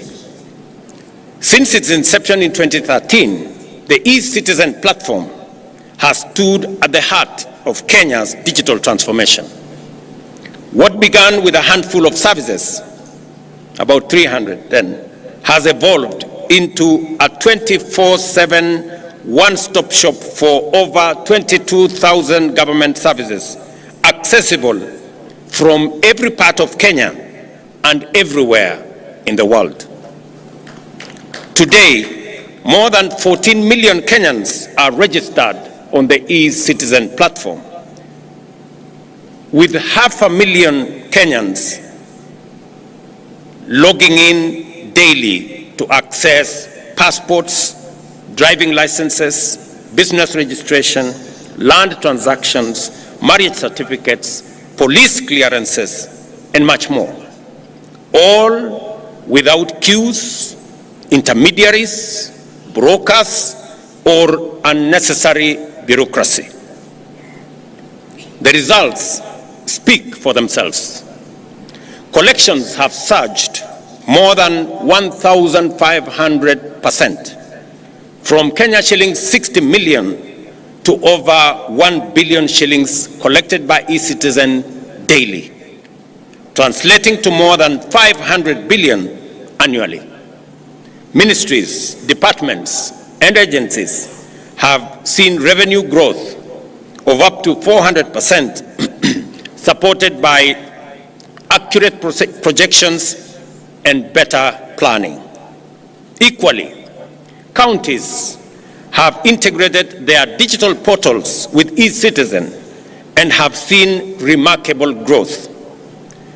Mombasa County, for example, revenues have rose from 1.6 billion to Kenya shillings 2.5 billion, a 61% growth.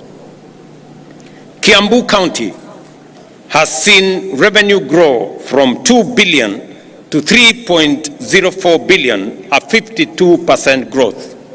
And Kajiado from 1.4 billion to 2 billion, a growth of 48%. Other counties such as Bomet, Tharaka Nithi, Meru, Embu have posted similar improvements. The platform has seen and has been an engine of economic opportunity, creating 600,000 jobs in ICT, support services, logistics, and other sectors, providing that digitization and proving that digitization is not just about convenience, but also about livelihoods. Most importantly, e-Citizen has been a powerful weapon against corruption. By eliminating cash handling and embedding full digital audit trails, we have reduced opportunities for bribery and made transactions traceable, fair, and secure. Citizens can now follow the process and the progress of their applications and payments online, confident that the process is impartial and transparent.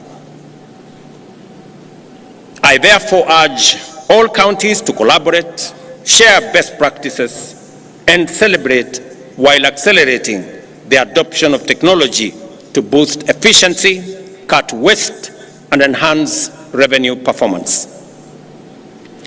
Beyond technology, we must promote inter-county collaboration, share resources and expertise, and ensure accountability through transparency and rigorous oversight.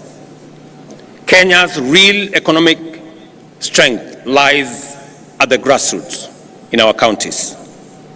Through the bottom-up economic transformation agenda, we are moving from raw material production to value addition, strengthening agro-processing, manufacturing linkages, and market access for SMEs and smallholder farmers. As we gather here in Homa Bay, I challenge every leader and citizen to renew our commitment to the spirit of devolution, invest in people-first policies and programs, ensure every shilling has impact, and bring government services closer to the people. Let me share two other things that I really wanted to say on this day, this very important day of devolution. I must congratulate county governments. I must congratulate our governors and the county assemblies for the partnership they have demonstrated in working with me in the transformation of our country. We have worked together because the Constitution dictates that we do. We have worked together on matters of health, from community health promoters, the people who engage with families, with homes every day, the greatest patriots that I know of. We have worked together with the counties, and I want to congratulate counties for sharing this resource so that we can bring health to be a reality and to be a right for all citizens, not a privilege for those who can afford. I am also happy that we have made tremendous progress in the delivery of our universal health coverage, working with counties. All the counties have signed into the program that will enable citizens access health at every facility in a way that doesn't exclude others. And as a result, we all know that more Kenyans are now in the bracket of SHA. 25.2 million Kenyans are already registered, many accessing service.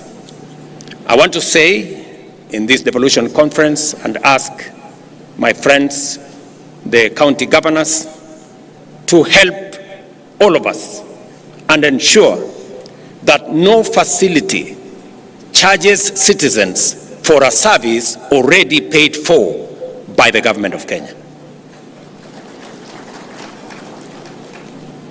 Let me state here that we have made provisions in the budget of 21 billion Kenya shillings to make sure that treatment,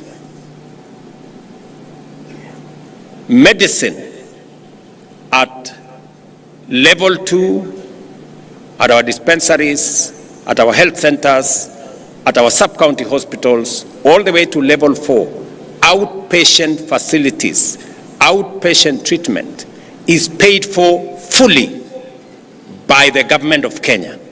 And no facility, no dispensary, no health center or sub-county hospital should charge citizens who go to seek treatment because the government of Kenya will refund for the treatment, for the medicine given to citizens at that level.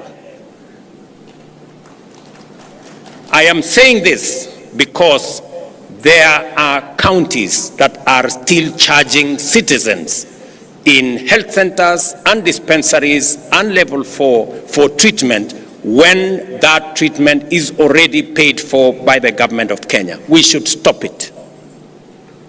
And I want to ask you, colleagues, to help the citizens of our nation, because, as I have said, we do not want to make health a privilege. We want to make it a right for all citizens.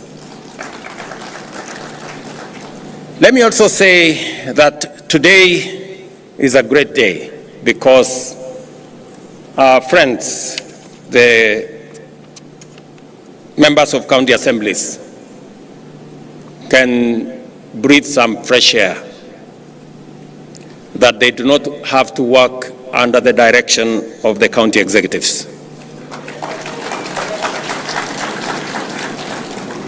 But I have also told you that use that independence for the good of the people. I know there is yet another outstanding commitment that we agreed upon.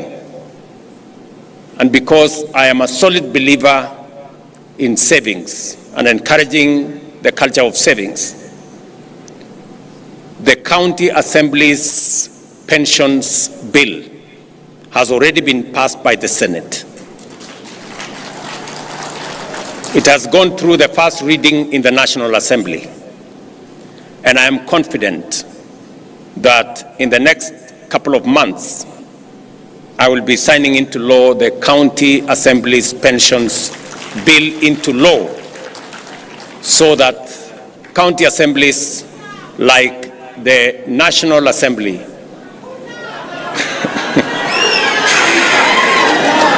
will also have pension, just like members of parliament.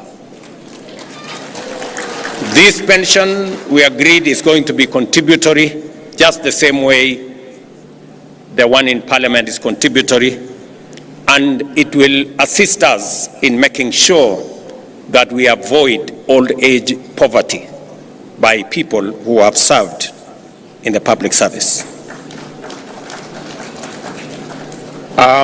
Today again in Homa Bay, I announced another milestone that through our housing levy and housing fund, we have rolled out affordable housing. We have rolled out construction of markets across Kenya. Today, we broke ground for the first ever hostel for student accommodation in Kenya. And here in Tom Mboya University, we will be building a hostel accommodation facility to host over 2,000 students, and we are rolling it across Kenya. We already have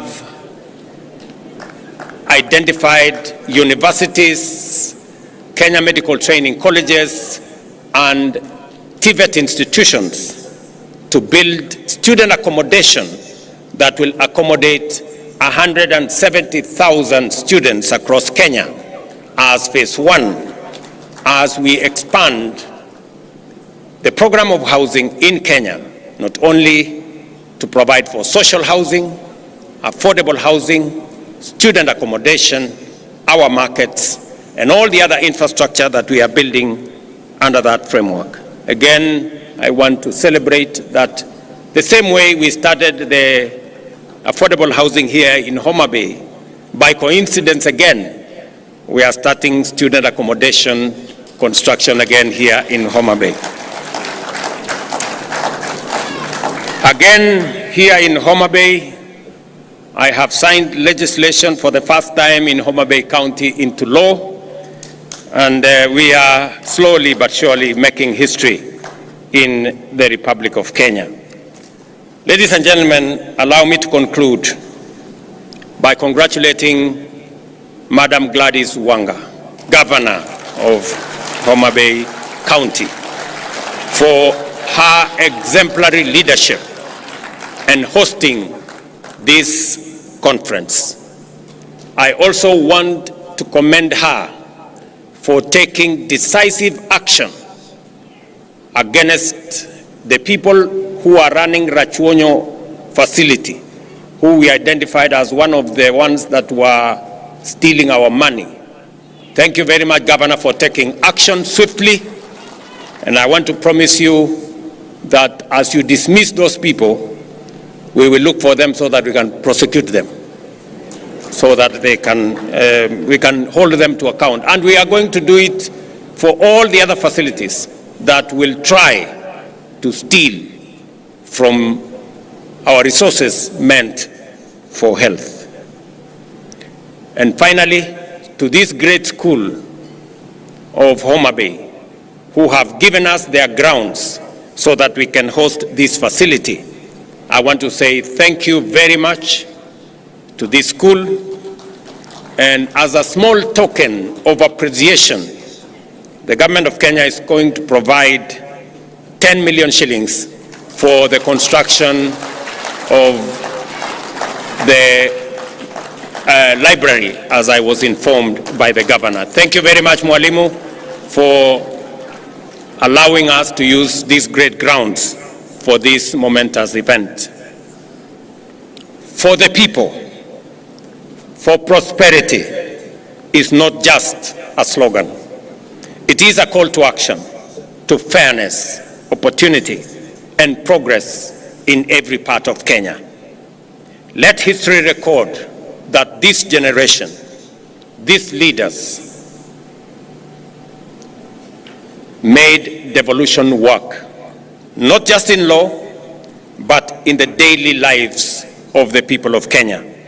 I wish you fruitful deliberations and concrete outcomes at this 2025 Devolution Conference here in Homa Bay. Asanteni sana, and God bless you.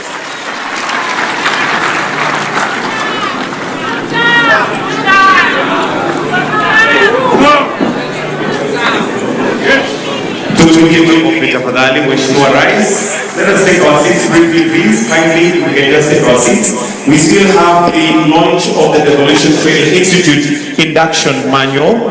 And allow me, Your Excellency, to invite the COG Chair, the host governor, the Vice Chair COG, the Speaker of the Senate, PS Devolution, COG Whip, CEO COG, and Ambassador Sebastian Groth to flank His Excellency as we now progress to the launch of the Devolution Training Institute induction manual. So the launch will be with the press of this buzzer.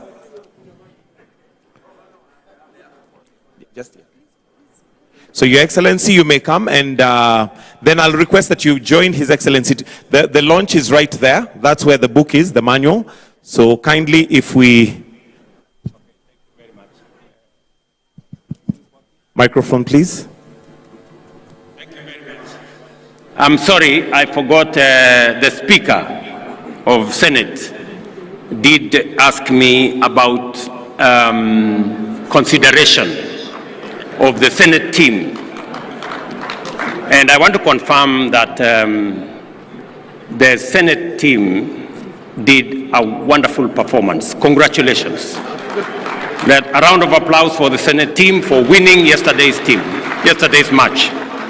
Congratulations.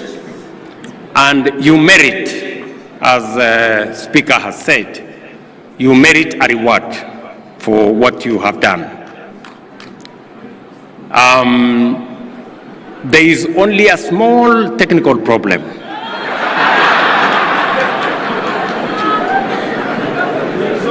Rewards at the level of what we have done for Harambee Stars is only given when the opposite team is not Kenyan. So, unfortunately for the Senate, the team on the other side also came from Kenya. So I really apologize that I may not be able to assist in this particular circumstance. But the next time you play against a foreign team and you perform well as you have done, then there will be due consideration. Thank you very much. At the count of three, we'll have the launch of the manual. And Your Excellency, it is right there where we're going to be having the launch. So in 3, 2, and 1, the buzzer is pressed. And we now have the manual, which is the Council of Governors Devolution Training Institute Induction Manual, which is rotating right there.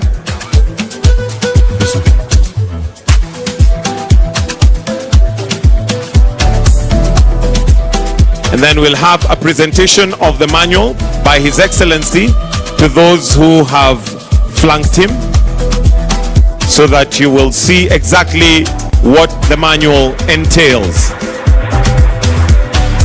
A round of applause for the COG for coming up with that manual, and each will receive a copy. And for optics, if we can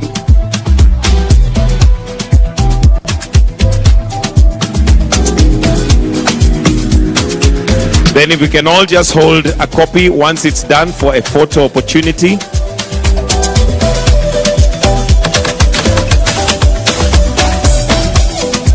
If we can all just hold a copy, one for His Excellency. May I request that we go to the center? Kindly, thank you.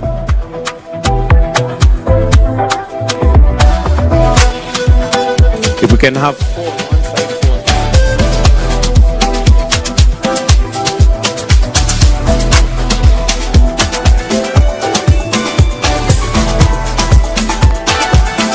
all right, thank you. I'll request that we leave His Excellency the President and Her Excellency the Governor. The rest, if we can take our seats, please. His Excellency the Governor, His Excellency the President and the Governor for the gift. There is a gift from Her Excellency, which, let's start with the COG Chair. COG Chair, there is a gift from COG to be presented by the COG Chair.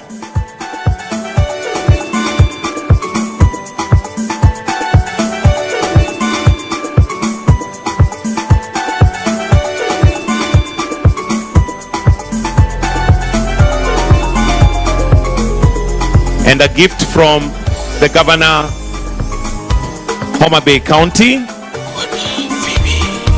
Gladys Wanga, Her Excellency Gladys Wanga.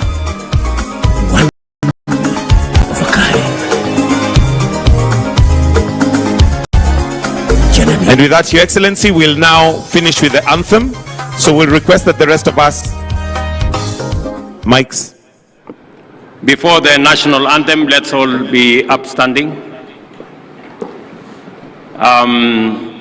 Let me also thank the great people of Homa Bay for the warm welcome to all of us, and especially to those of us who are coming here for severally. We've seen the hospitality, the warmth of the people of Homa Bay, and we are truly, truly grateful. And as Inda, the great musician from this region, has told us, one waonge wasiwasi, one waonge uchochezi, one waonge midomo mingi, one wachwado mano teach. I think that is mana teach, that's where we are. Asanteni sana. So we'll be all upstanding to finish with it.